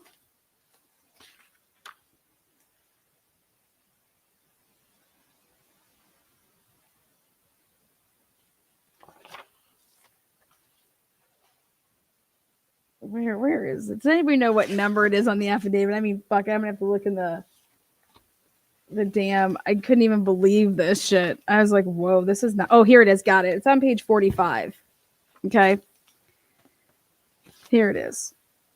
Indeed, given their constant review of social media as the means of acquiring evidence against Mr. Kearney, the DA and MSP must have been familiar with Mr. Kearney's March 30th, 2020 article detailing Miss Peters' fraud in connection with their YouTube copyright dispute.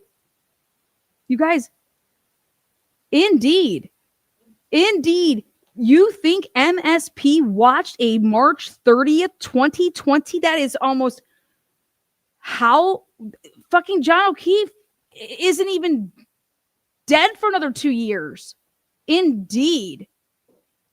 Kate Peters is, by God, this is what he writes in this affidavit. Indeed, given their constant review of social media as the means of acquiring evidence against Mr. Kearney, the DA and MSP must have been familiar with Mr. Kearney's March 30th, 2020 article.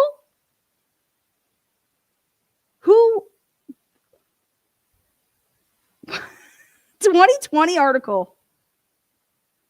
Miss Peters' fraud in connection with their YouTube copyright dispute and Miss Peters' May 29, 2023 live stream where she admitted falsifying evidence about Colin Albert and Chris Albert to goad Mr.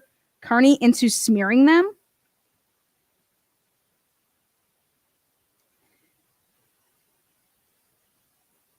Mr. Kearney was arrested on October 11th, 2023, just one day after Miss Peter publicly announced weeks earlier.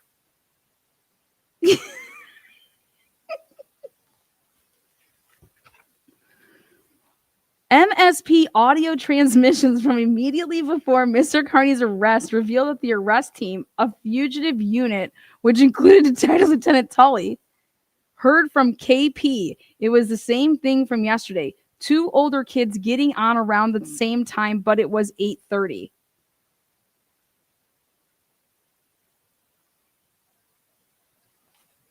On information and belief, KP referred to Miss Peter.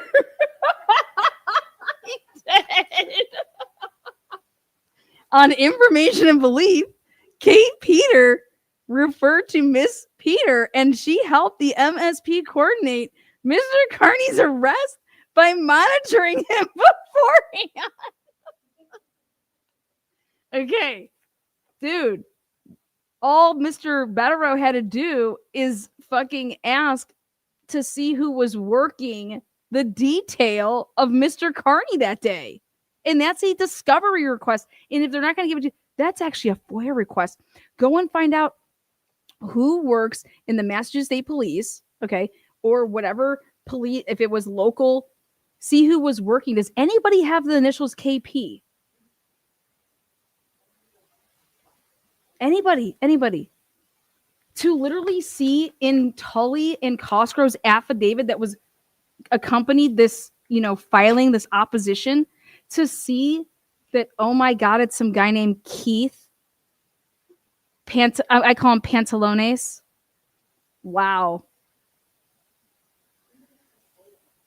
Like, on information and belief, KP referred to Miss Peter. Look, do you know, like, who would have told Bettero that? Aidan, right? Aidan and his team saying, guys, see right there, KP, it's in the radio. Oh my God, it's KP. I cannot believe this. See, I told you she was in on this. She got me arrested. You guys, Kate Peter helping get Aidan Kearney arrested. How is that a crime? If a citizen brings, hey, look at what this motherfucker is doing. This is what they've been doing to each other their entire lives since their fallout.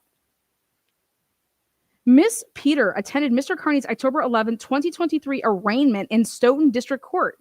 She has testified that she went to, quote unquote, to meet with Mr. Mello, and that she was, quote unquote, a potential witness against Mr. Kearney.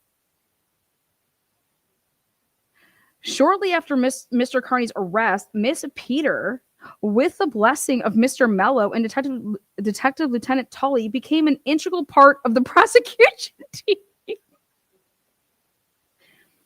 Shortly after Mr. Kearney's arrest, Miss Peter, with the blessing of Mr. Mello and Detective Lieutenant Tully, became an integral part of the prosecution team.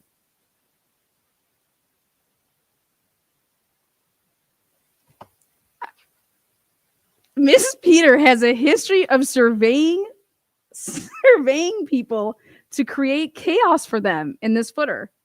She and Miss Gaetani discussed spying on Miss Reed and members of her legal team at the Omni Seaport Hotel in Boston. She also has shared surreptitious photos of Mr. Kearney and others socializing at the Hillside Pub in Canton on March 4th, 2025.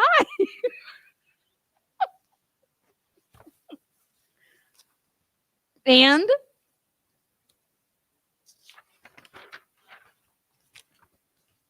on October 25th, 2023, Miss Peter emailed Detective Lieutenant Tully that she and her team were redacted.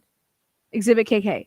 To this day, the DA hasn't informed the defense of who, if anyone, served on Miss Peter's team. You guys, that is true that they have text messages. Yes, but nothing is wrong. What's wrong with that? What are we talking about here? What I'm trying to say here is that Bettero said that KP is upon information and belief, like the KP on that radio transmission refers to Kate Peters. It does not. Okay, it does not. KP is Keith Pantalones, whatever the fuck his name is. Okay, who was working detail on fucking this arrest for Aidan Kearney. Okay. The deed where Karen lived. Great. Watch this. Again, what the fuck does that have to do with shit? Okay. You want to know why Karen Reed's team didn't fucking use that? Because Karen Reed's team knows what the fuck's the relevancy in this? Kate Peters like, hey, let's go spy on Karen Reed at the Omni. To do what? Let's get pictures. To do what? To sell to the media. To sell to fucking, fucking A. What does that have to do with fucking Aidan? Miss Peter sent Detective Lieutenant Tully a quote unquote redacted, which she redacted wherever she believed there was evidence of a crime. She advised Detective Lieutenant Tully, so she time-stamped or she gave whatever, wherever she believed that there was evidence of a crime. You guys, this happens every fucking day. Every fucking day do citizens call, hey, I'd like to report my neighbor. I don't know what the fuck's going on over there, but my neighbor is screaming at his wife. Can you get over there?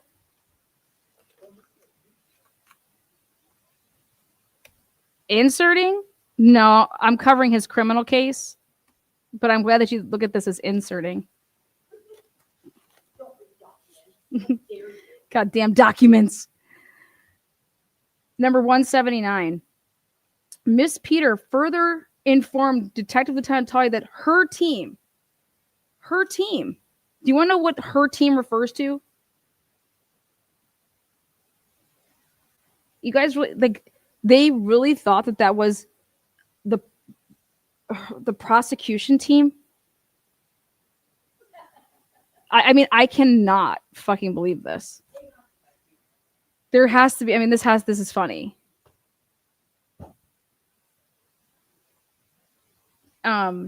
Exactly. Oh yeah, plenty of people love to call and cooperate with cops simply because they hate other people. Exactly. Sure. Ready for this? So what does it change one iota? One iota. If it was Kate Peter or if it was fucking Joe Smith that said, hey, are you guys, what's your name, Jen McCabe? Oh, hey, you do realize that like this guy is totally harassing the fucking shit out of you. And aren't you like a witness in this case? Well, I know that there's some strict Massachusetts fucking statutes against witness intimidation, but that wasn't needed. Because Aidan was really, really familiar with the witness intimidation statute, so much so that I found on November 19th, 2021, he knew how to go about it. And that's why I put that at the beginning of my show from today. But nobody wants to pay attention to actually why I showed all that. Okay. So again, it's going to go back to all this whole intent thing. And I just hope to God for Aidan that he doesn't have all this stuff on his phones where he's talking to his little fucking mods and talking steps through like, hey, this is what I'm going to do. And this is how I'm going to do it. And this is why I'm going to do it. Okay. Which is totally opposite of what he's been saying and why. Okay. So, almost 2 years. So he said, Miss Peter further informed Detective Lieutenant Tully that her team had blank. It's all redacted. Then almost 2 years later, the defense hasn't been provided with information Miss Peter provided to Detective Lieutenant Tully in the blank or the blank links. And remember, those are these big old dead, like these big links. You guys, these links that they're saying are dead now. And oh my God, this is fucking this is corruption. Okay. None of those links could have possibly been used.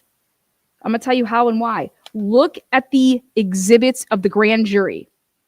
Were you provided everything to do with discovery to do with every piece of evidence that was used and presented at the grand jury?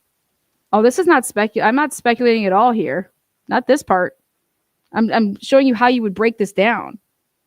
And I'm showing you how lawyers on both sides, they do it over there. They do it on this side. This is what they do. On November 1st, 2023, backing up now, November 1st, this has been 28 days before they began to sit the grand jury. On November 1st, 2023, Miss Peter emailed Detective Lieutenant Tully with the subject line blank. Exactly. No shit, Kate Peter would have done that. Aidan knows that Kate Peter's been doing that to him. He does it to her. What the fuck is so crazy to understand about this? They call the cops on each other.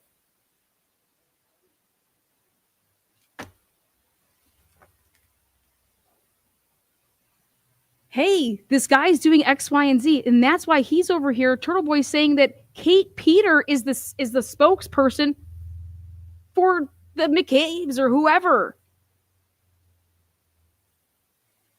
This is wild. This is not the spokesperson. This is saying, here, hey, here's this live. It's his words. It's his actions. It's what he did. Here, take a look. Miss Peter telling Detective Lieutenant Tully that she would do blank, blank, blank, blank, blank. Miss Peter email provided Detective Lieutenant Tully with another link to blank. Almost 2 years later, the defense hasn't been provided with the video file and any response by Detective Lieutenant Tully to Miss Peters' question. That's great. But at the end of the day, what's going to come out from this is, let's say that all of this is true. Let's say that Kate Peters provided Detective Lieutenant Tully all of this shit, these links, that she created because they were screen recordings of his live here. Okay? Was anything altered in his language? What was across the screen that the grand jurors saw and the potential future jurors in a trial will see?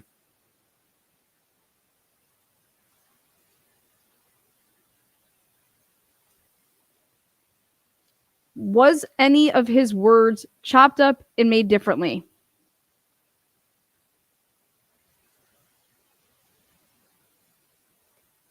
The answer is no, because that was never an argument. According to Detective Lieutenant Tully, he relied upon information Miss Peter provided him before he edited Mr. Kearney's YouTube episodes.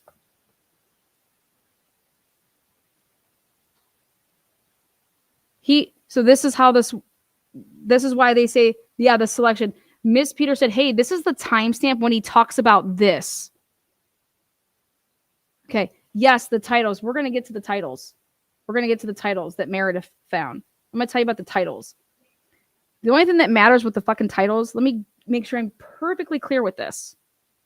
The only thing that matters about these fucking titles is if those fucking titles were across the screen while he's talking. And that's what changes the titles. If it is literally a folder that is for an AV guy to here, this is when you're asking me a question or you're asking somebody at the grand jury a question, and I'm Detective Tully over here, and I'm working the AV to click on the shit, and then so I can, oh wait, here, this is the part this is the video portion I'm supposed to play. Click, okay. Because Tully renamed them for him to know that's what this is. That's what this is. That's what this is. Okay. Trust me, they had the grand jury transcripts. We would have seen in this, the prosecutor Ken Mello asks, in quotes, do you see that there up on the screen? Titled blank, blank, blank video, this.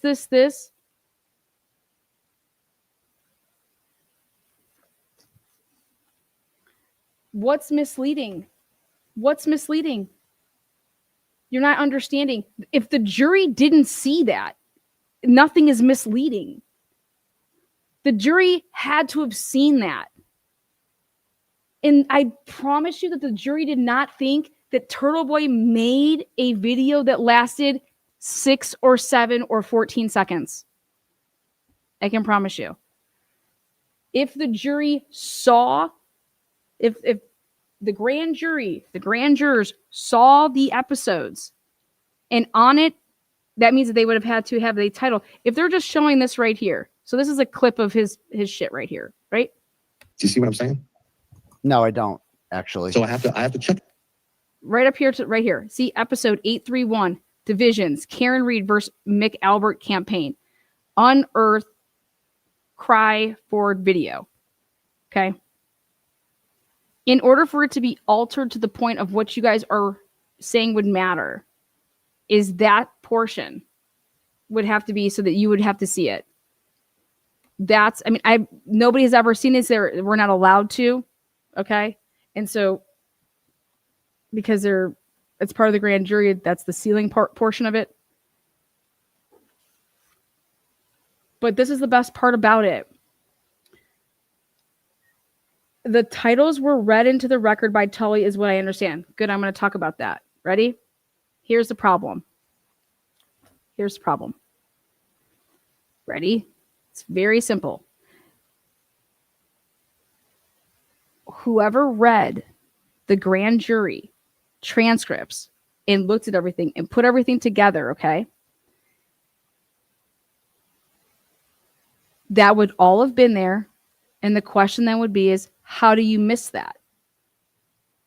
Because you didn't make that, this now a motion to reconsider, and it would have to be so egregious that it would change everything. Okay. Because after you go ahead and you put your motion to dismiss in, and that wasn't ever mentioned, now you're trying to raise it, which Turtle Boy did get it right. Like you're trying to take another bite of out of the apple. You can't do that. Okay. But what everybody should be asking themselves is you guys are donating and putting a lot of time and money into donating so you can have like this great defense. How is this going? How is this happening? Exactly. That's a fair question. And that's why I heard Betterow wasn't on the team at that time. I did my homework on this too. And let me tell you about this timeline. When Aidan Kearney argued his motion to dismiss the first time, okay, his first like going to court. So he files his motion to dismiss, then the opposition puts theirs in, and then this is heard in March of 2024. You guys know when this was heard? It was the day, March 5th, after the March 4th shit, the oral arguing. Well, so I backed it all the way up and I said, okay, so Mark Betterow officially comes on paper on March 6th or 7th of 2024 or 2025, whatever the 2025. That's when he comes on paper. But back it all the way up, Mark Betterow was writing all the letters. So he came on in the official capacity as being on Turtle Boy's team, Pro Hoc Vice, but he was providing help. But if you're not either an investigator, you have to be on the team in some capacity to know who could actually see the grand jury transcripts and see the grand jury exhibits to then be able to, go through it. And I agree with the statement to saying nobody was in a better position than the defendant himself to know what the title of his episodes were. Okay. And for him to come right out and say that, Meredith was the person that found that. There's two things that I have a problem with that with. Okay. That means Meredith was privy to grand jury proceedings and she's not on the team. So I can't believe that you came out and said that. But more importantly, Bradel came out when he represented you with a press release, and I'd be pissed if I was Turtle Boy because I'm spending all this money. And in October of 2023, when he's, retained, he's saying that we have the best experts and we have the best investigators. Okay. And then you're paying, which he said was 6 figures. Okay. And what the fuck is going on? And you guys have to really think, you are only like, an attorney is only as strong as their investigators, as the evidence is. That's why an attorney needs people around them that don't do like the attorney's work, but they are their A, investigators, B, their researchers, putting their shit together, going and finding the evidence, looking through the discovery, getting certain things, to have these arguments, to put it all together. And when he's coming out on episodes and saying, hey, I'm looking for volunteers to find me certain shit, to find where I say that I'm not being, that this is not about being violent and I want peaceful this and I'm not, no one's fighting. What the fuck are you talking about? Finding stuff like that has nothing to do with negating what this clip may or may say. Hey, go out and find me this. And don't bring me the whole transcript. Just bring me the clip where I'm saying this. Do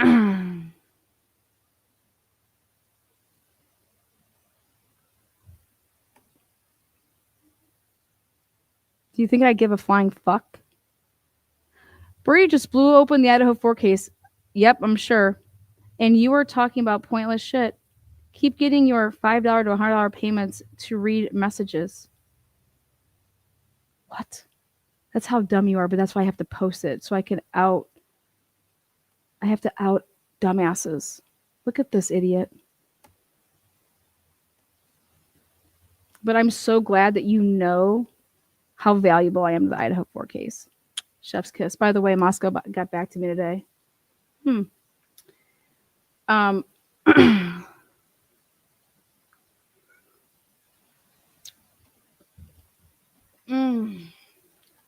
Next.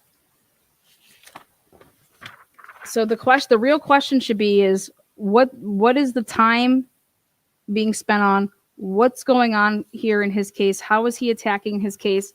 And his case bores him, though. On November 26, 2023, Mr. Mello's response to Miss Peter, Exhibit PP, proved that he opened private links sent to him by Miss Peter. In response to Mr. Mello's request, Miss Peter sent him blank. Miss Peter, so he's like, we're moving for Mr. Mello to be a witness in our case because we're basically going to ask him all about this and show that he lied to us. So he's committing. So Mello is committing in terms of what what's his name? Betterow believes is professional misconduct. Okay. Well, ask Betterow to go file with the fucking board. I want to see Betterow. You want to talk about balls? Here, Turtle Boy. Here, let's see how big your balls are. Ready? Tell your fucking attorney to go file with the bar against Mello.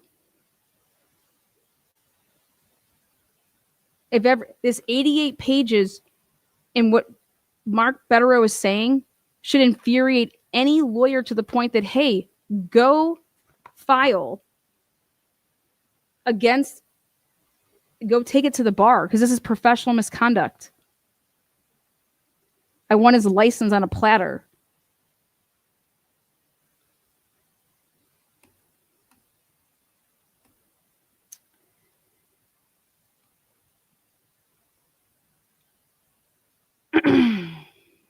I agree completely with what was just said here by right there. And this has nothing to do about Turtle Boy not being somebody's cup of tea and that he wants to say whatever. I have no, dude, run your show however the fuck you want. If people want to show up and watch it, this has to do with his criminal case. But I agree with what, sorry, it just got taken down. Joan says, that's why I'm saying Aidan is Aidan's own worst enemy. Yeah, he can't get out of his own shadow. No one is going to bring down Aidan harder than Aidan himself. Yeah, and I'm telling you, I think it's going to cost him his freedom. Otherwise, I'd be trying to cut a plea deal so that I serve 5 years of probation. Okay? Give me 5 years probation. The Commonwealth is out for fucking blood. They just got literally embarrassed over the Karen Read case. Not only were they embarrassed, but this is ridiculous and nasty and disgusting. And during this civil suit, and people want to talk about the Karen Read civil suit isn't as important as a Turtle Boy's criminal case. If you guys are all about corruption and fighting it, Karen Read's civil suit is literally lined up to bring down the motherfucking house. And trust me, if they are successful in moving it to federal court, we will be there because it's not going to be able to be televised, but we're going to treat it just like Delphi and we're going to report from the courtroom because now that is going to be some shit. These depositions are going to be off the chain. The discovery is going to be off the fucking hook.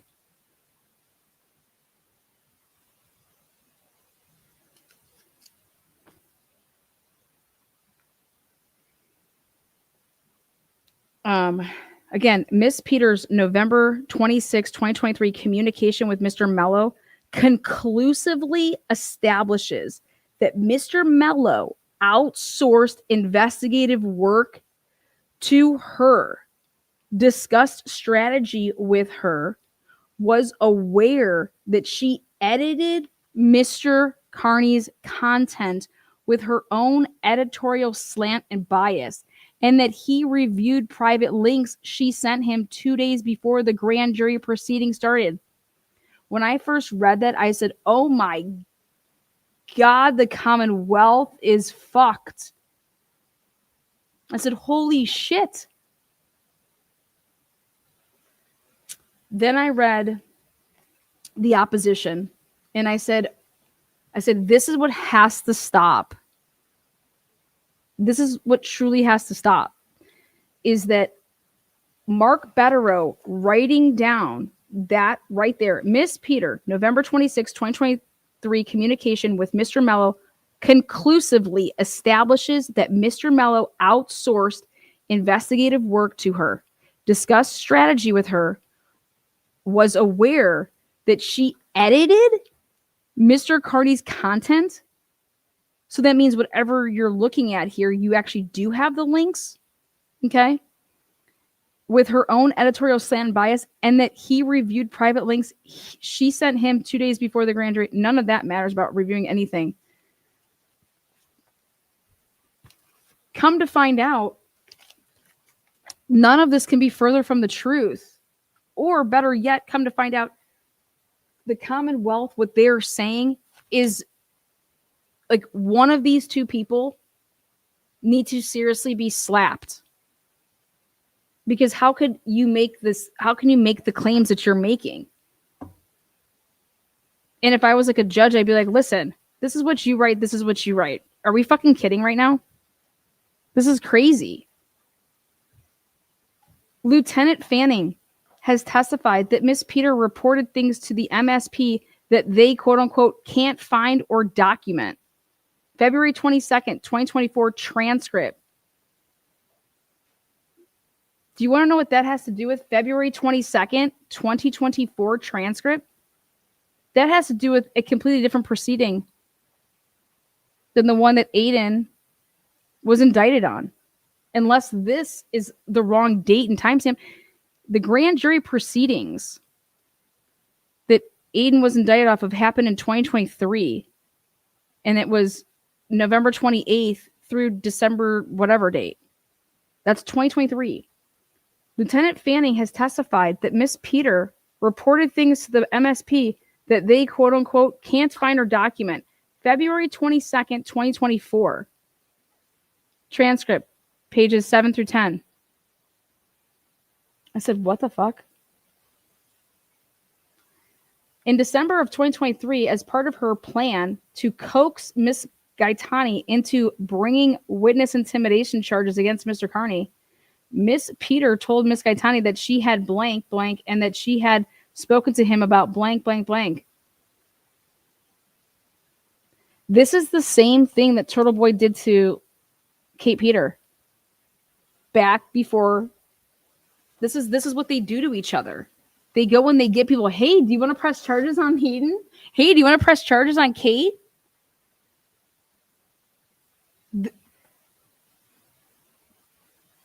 This is what's going on here, right? Miss Peter joked that when she spoke to Mr. Mello, blank, blank, blank, blank, blank. On December 12th, 2023, Miss Gaetani texted Miss Peter that Mr. Kearney, blank, blank, blank, blank. On February 26, 2024, Miss Peter left Mr. Kearney a crude and harassing voicemail. I cannot believe that he's really writing that. When you want to talk about rude and crude, God forbid somebody leaves somebody a voicemail and it's saying, and harassing voice message, gloating about her importance to the Commonwealth's case against him. Is that when she fucking said, it's not fucking Lindsay like, wasn't he in jail on February 26, 2024? That's right before he did that March, and no offense, but like, so she called, so are you saying that you want her to be picked up for witness intimidation? Because she left a voicemail saying, it's not Lindsay. You're accusing Lindsay of doing these things. It's me, motherfucker, who's always calling you. Don't I have that like recording? Is that the recording?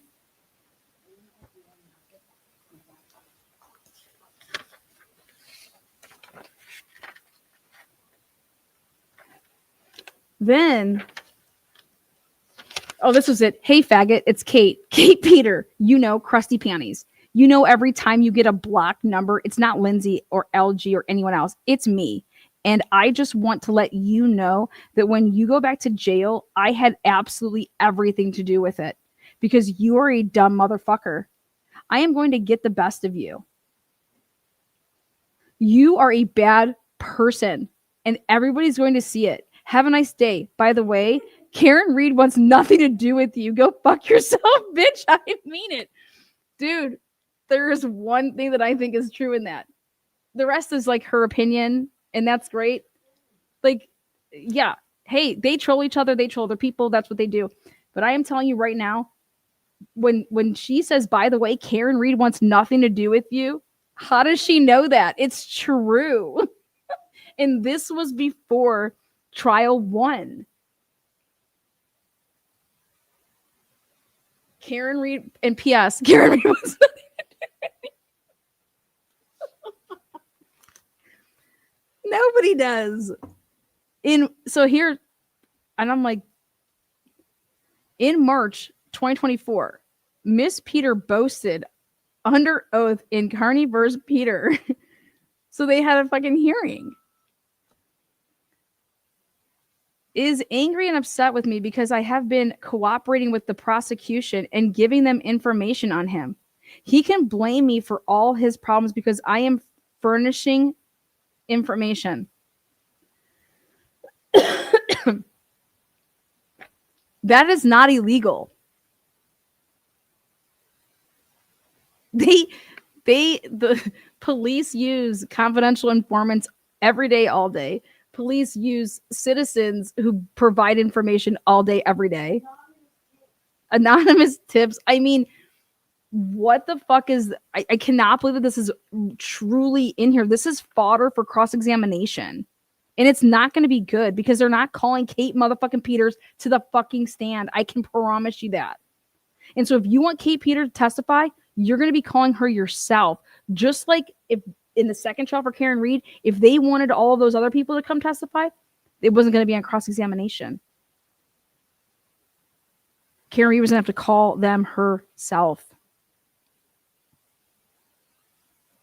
Which means there's no... that's your witness. So, Ms. Peter, do you hate my client? Sure do. Objection, relevancy. Well, Ms. Peter, how long have you known my client? How do you know my client? Have you ever called the cops on my client? Objection, relevancy.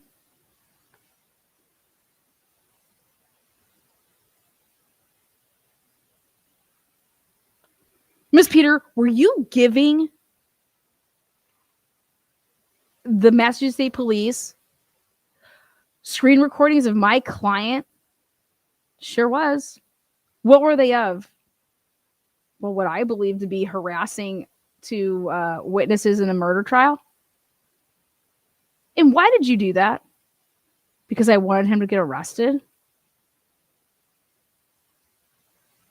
And why did you want him to get arrested?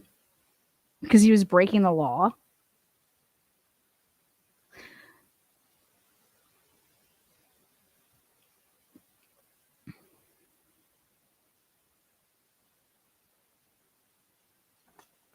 Might be good if she had facts. Bridget, what kind of facts do you want to talk about, hon? Do you want to come up here and talk about some facts? These are facts.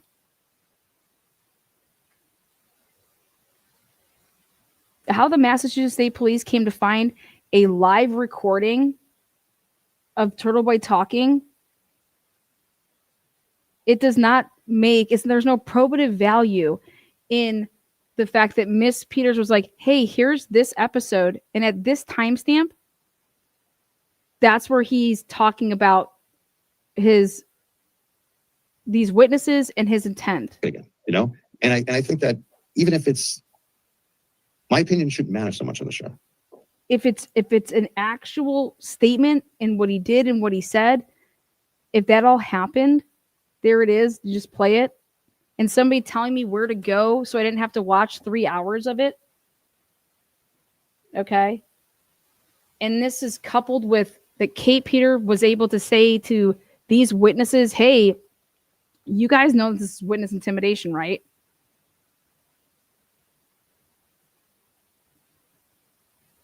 I just, what's the... Rick was prosecuted for putting those rubber duckies around Canton too. I thought that got tossed.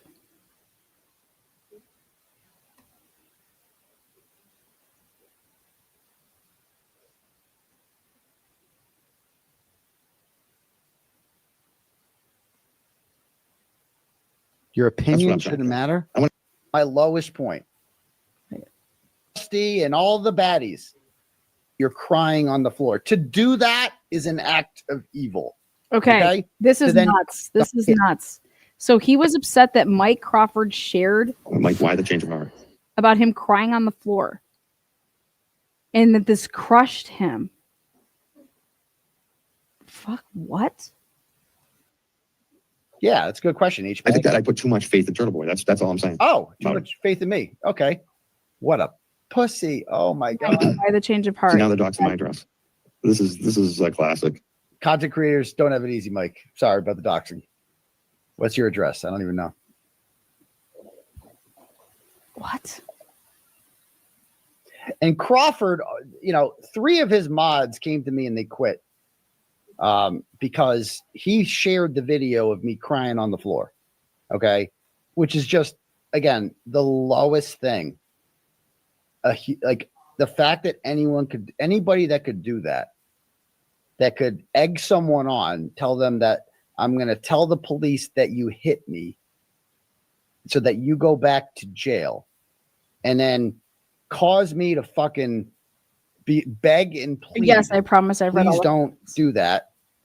I'm going to miss my kids. Please don't do that to me. And then they're laughing at you and taunting you and start videotaping you while you're crying on the floor. To do that is an act of evil. Okay? To then share that months later while you're sober, 8 months later, to then share that on Twitter for public consumption so that Gaffney and Krusty and all the baddies. I mean, that was like the most fucking hurtful thing anyone has ever done to me when that was shared by somebody that I always in the nevers. Is this man for real, man? I cannot even take this seriously. He just literally put out a married woman's, hey, this is another one of my sources that I'm just going to trash. And she was pretending to be in a relationship with Paul O'Keefe. I mean, what the fuck? No, none of this is personal. I don't know. That has nothing to do with anything. This is absolutely delusional. This is absolutely delusional.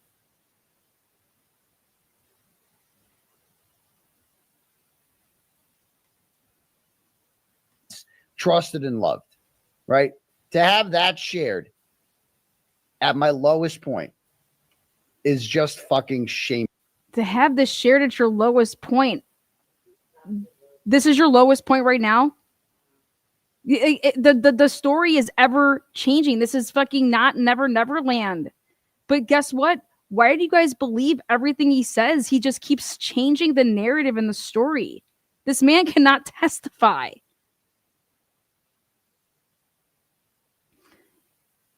Ever heard the saying of 2 wrongs don't make a right? What with the McCabe's, the Alberts, the Higgins, okay? Whatever transpired in that home on the January 29th, 2022, or right outside of it, or right in the garage, okay?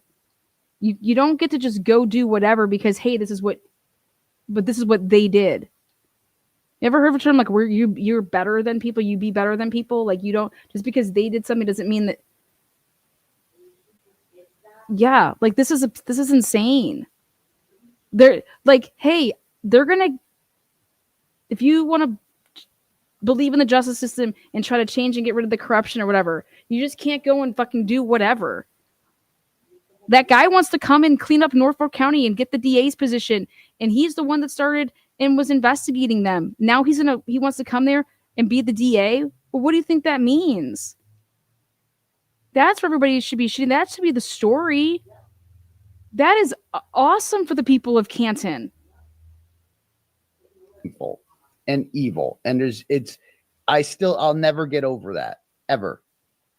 It's worse than sending me to jail, I would say. It was just like doing it to fucking hurt. And it's like, and then Crawford reshared it. Vagina Mike reshared it. And he said, he called me closet baby. That's what he did. He said, this is the real closet baby. Dude, you are trying to change and rewrite history. And if people are going to let him do that, you're not helping him. He has a lot of issues with his criminal case. And he is nothing like Karen Reed. And Karen Reed walked away from him silently, but let him continue to make all the money on his channel. Never came out and said, that man's deranged, nothing. Okay. All the while, trust me, they were not talking in 2023, it was over before 2024 happened. Anything of them communicating was literally to try to keep things as civil as possible. This Karen Reed turned down $1 million to not be in the same room as this man for an extended period of time for 6 shows where they could both make $150,000 a pop. That should tell you everything you would ever need to know. Vagina Mike said that. I mean, evil. And it's like, I would ask this, and that's why it's just like, bro, it still fucks me up. Like, because if anyone else had shared that, if Krusty had somehow got her hands on that video some other way, I wouldn't mind it as much. It's the fact that she shared it. Like, that is to me, is just like, other people can get mad about that. And I'm not even like mad about it. It's just fucking hurtful. Like, as hurtful. If her goal was to fucking hurt me, she succeeded, man. That shit was hurtful, seeing that shit. And it's just like, and why? Like, what did I do to deserve that? And Crawford. Oh my God. This is what he just said last night. What did I do to deserve the fact that Meredith just put that out there? Does he not know what timelines are?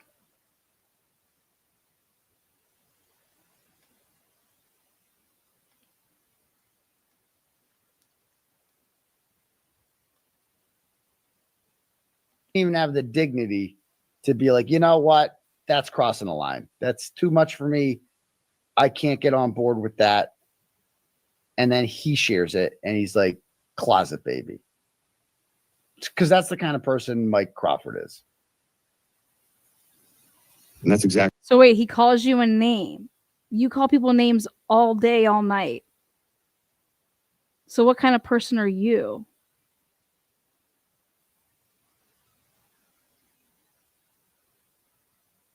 Like,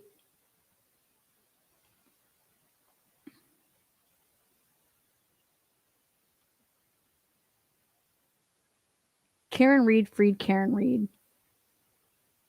We all got behind Karen Reed because we could have been a Karen Reed.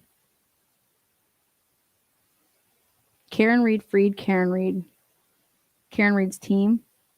Karen Reed's experts. Karen Reed overcame the biggest monster that anybody will ever face, is when people in power abuse their power. That's called corruption. And use it to literally take away your freedom. There's nothing worse in the world. Karen Reed beat that.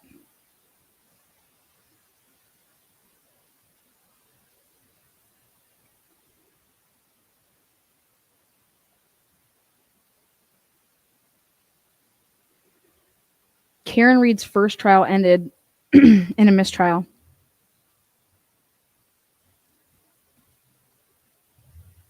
Karen Reed's second trial, when she got different experts, added experts, right? Won.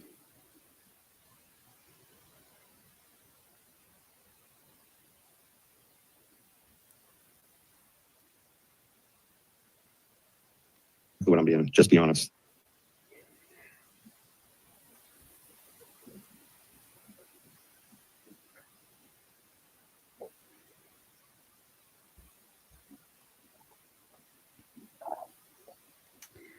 And I'm going to end by playing. So Aidan does this last night. And the truth is that why was he bringing up this old stream right after he got arrested? And then we finally understand why. And it's because Mike Crawford, this whole time, was Turtle Boy sent him these recordings of the night with Lindsay Gaetano. Good morning. Look at me. I'm in my penthouse suite, having a great day. I'm like the little boy who went and cried last night and didn't tell the truth about the time he sent me audio right before Christmas 2 years ago. Ruined my Christmas. Didn't give two fucks. The little boy who got himself in trouble again, like he always does. His life full of drama and ex-girlfriends and a bunch of bullshit, sends me audio of Lindsay Gaetano and him fighting, him calm as fuck, she's screaming and yelling, telling me, oh, she's crazy. Meanwhile, this dude, he went to her house where he wasn't supposed to go when his lawyers told him not to go. This little boy decided to include me, decided to send me his audio, asked me to post it if he went to jail. I listened to the audio.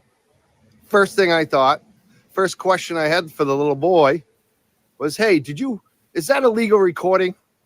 Is that wiretap? Can I actually release that?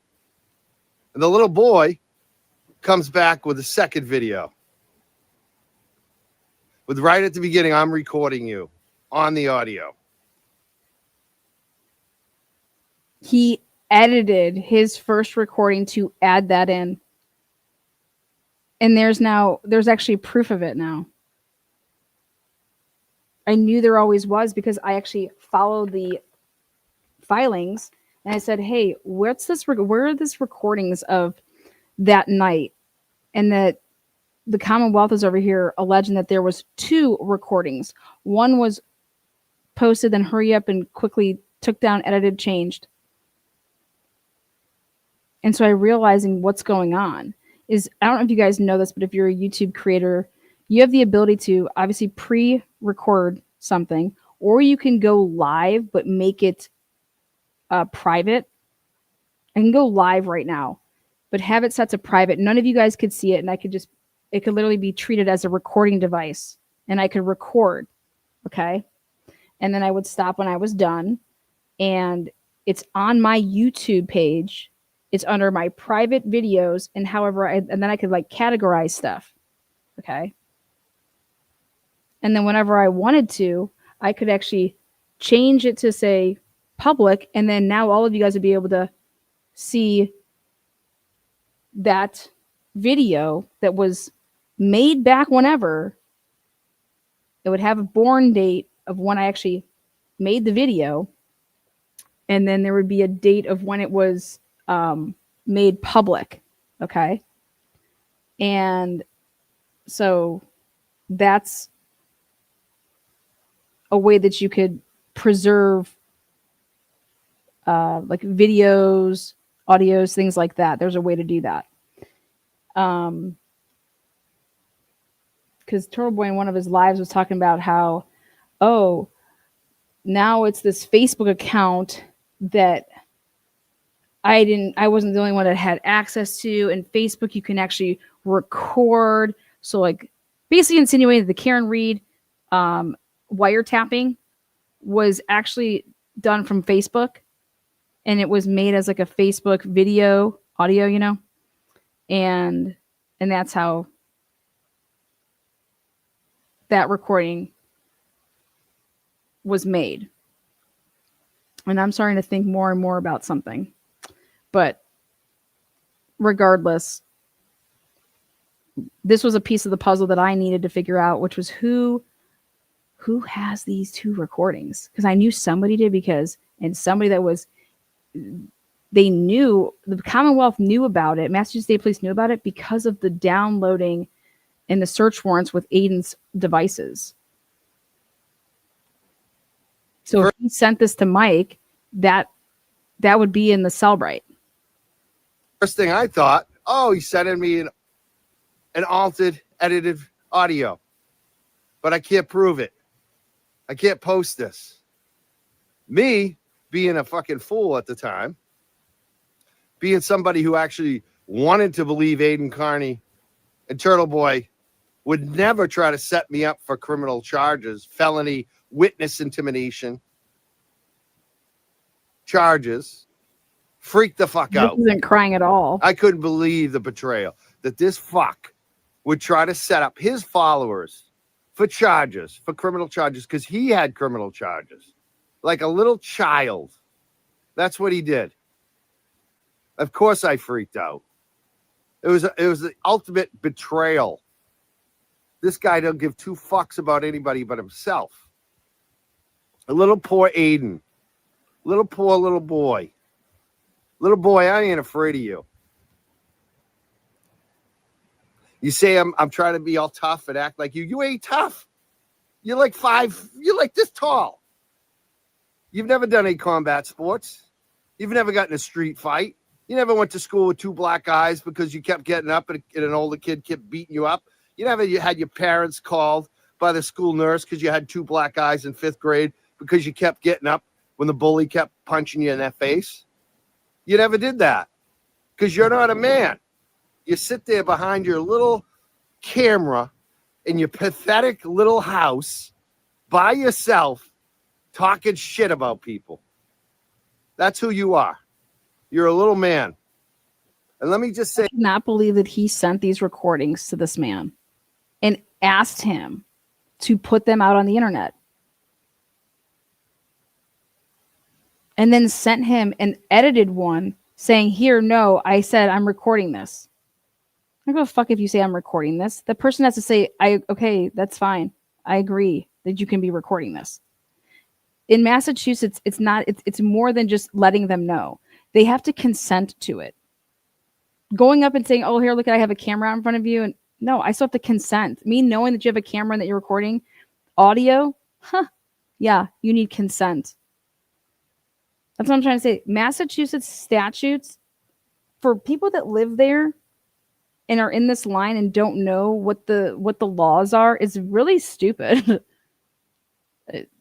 And it doesn't matter that, I was in Rhode Island and Karen was in fucking Massachusetts. Are you fucking high? That doesn't matter. It matters where both of the people are. You both have to be in a one-party consent state. Like, I'm just saying, like, Turtle Boy doesn't know what he's talking about. And it blows me away that he just made that comment the other day again about that he thinks he can record being in Rhode Island and if Karen was in Massachusetts. Like, how dumb are you? this AIDS. That's so fucking dumb. I protected you then. When I did that show, it was so that I wouldn't have to talk to the Mass State Police. So they would back the fuck off of me. So they wouldn't grab. When I did that show, it was so the Massachusetts State Police would back the fuck off me. I actually fucking protected you, is what he's saying. Because the Massachusetts State Police came knocking. You want to know why? Because the Cellbrite report. That's why they came knocking his way. Because the Cellbrite report pointed to his way. Because of when you actually go through it and you look and you see, well, who's the sending it to? Well, this fucking guy. So what do? Can you imagine dragging somebody in this fucking bullshit? This is criminal. This is a criminal case.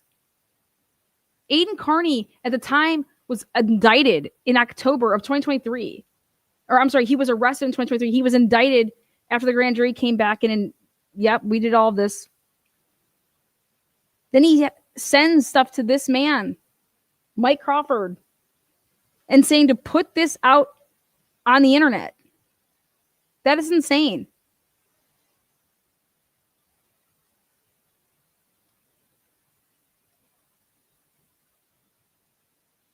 Grab my phones and And then got mad at him when he didn't do it.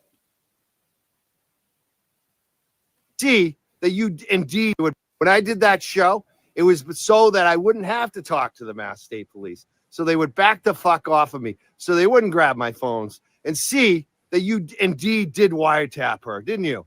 Lindsay and I both know it now. That's why I went to mental health counseling. Not in Because of the Massachusetts. betrayal. The fact that you didn't give two fucks about putting me in jail. That's the real story you didn't tell, right? Last night, Aidan? Didn't mention that you had sent me wiretap audio and you wanted I'm me not to mad post at all. it because you wanted me to catch a witness intimidation charge.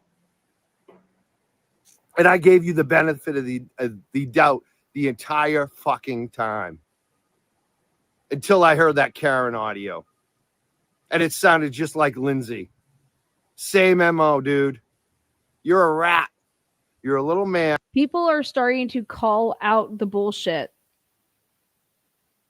Aidan tried to divide and conquer. And what people are realizing is you can either speak out against it, okay, or let him continue to bully you. And this is a criminal case. And there are criminal charges. This is not civil anything. This is criminal charges. This is nothing like Karen Reed. And it's unfortunate that he has found himself in this situation. It's Aidan's fault and his fault alone. And he needs to get off the internet, work with his attorneys, and get to work on his criminal case. Because the Massachusetts State Police are out for blood. Karen's case embarrassed the fuck out of them. Karen's case got them fucking the FBI looking into all of them. And if you think they're going to make any stupid moves, which is what Aidan tried to get all of you guys to believe, that they're going to make stupid moves while the FBI is watching them over some fucking peon here, they're not.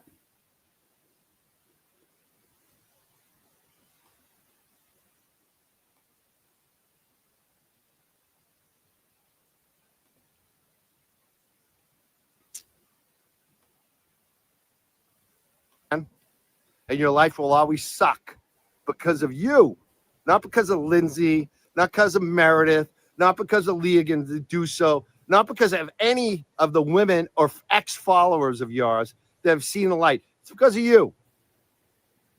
And you're not ruining my life because my life is still fucking good, unlike yours. And that's the best revenge, bitch, is my life is going to be good and yours is going to continue to suck because you're a piece of shit. You'll turn on your friends. You don't even know what friendship is. You have no long-term friends. Your family doesn't even show up for you in court. Your family doesn't even trust you to bring home a girl. You have no friends or family that trust you. All you got is little sycophants. Oh, Mike Crawford. I ain't crying. I'm laughing my ass off at how much of a little bitch you are. Now you try to set me up for witness intimidation charges, and you act like I'm a wimp. When Aidan gets in trouble, he tries to bring other people into it. That's all he does. He's a little bitch boy. And you try to set me up for witness intimidation charges, dude. You try to set me up with a wiretapped audio. And I never wanted to talk about it, but you're talking about my shit. So let's fucking talk about it, you little fucking weasel. You little fucking weasel. That's so fucked up. He tried to set him up with witness intimidation. That's how this man feels. And he kept his mouth shut.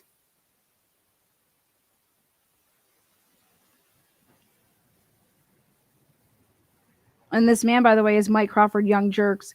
And on the Tuesdays for the Canton Select stuff, this is where I would go. I played on my channel. This is not drama. This is trying to fuck with people's lives and it's criminal. And that's why Aidan Kearney got fucking his charges. Okay? We all have the right to live peacefully. And for whatever reason, Aidan went on some rant saying, no, you do not have the right to live peacefully. He is a complete delusional fuck by that comment. And that's just delusional. We absolutely have the right to live peacefully. You do not have the right to impede in anybody's life, interfere, interject. You don't have that right. Sorry, you don't. He makes absolutely no sense. He is all over the place, and I'm shocked, literally shocked, that his attorneys, hey, you want to do live broadcasts? Go right ahead. But remember, all you are doing is burying yourself. But maybe they have, and he's like, I don't give a fuck. Nothing's wrong with what I'm saying. I'm fucking fine. I'm not fucking saying anything. Fuck. He's spiraled out of control. And this is covering his criminal case. Because the delusions on what is being spread is absolute craziness.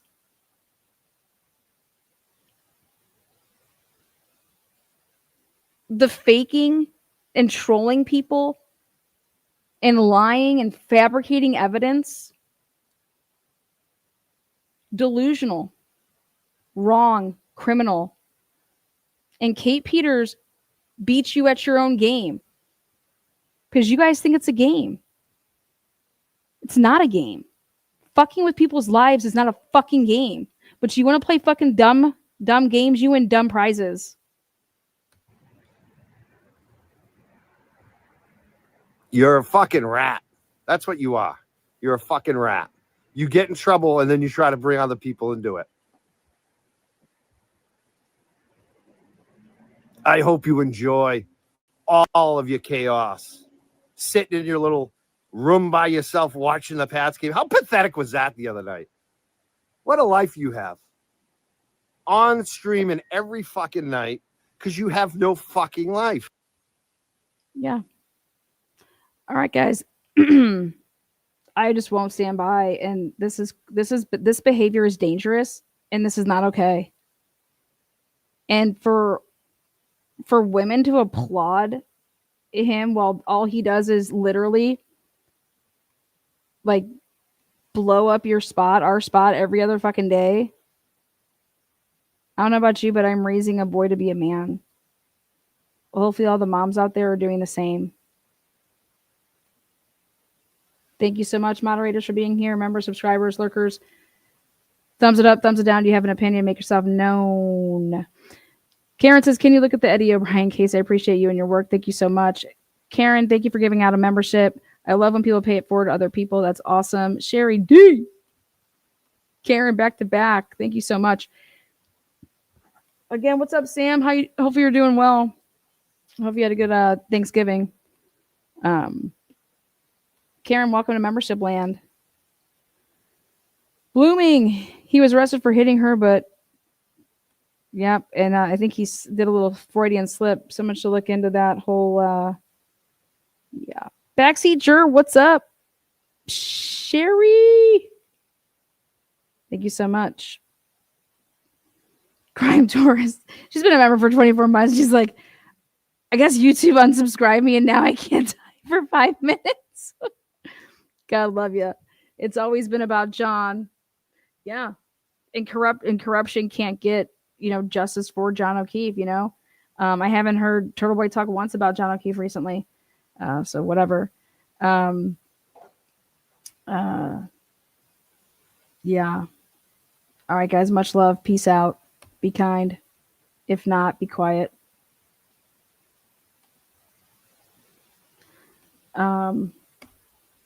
Thank you. Over and out.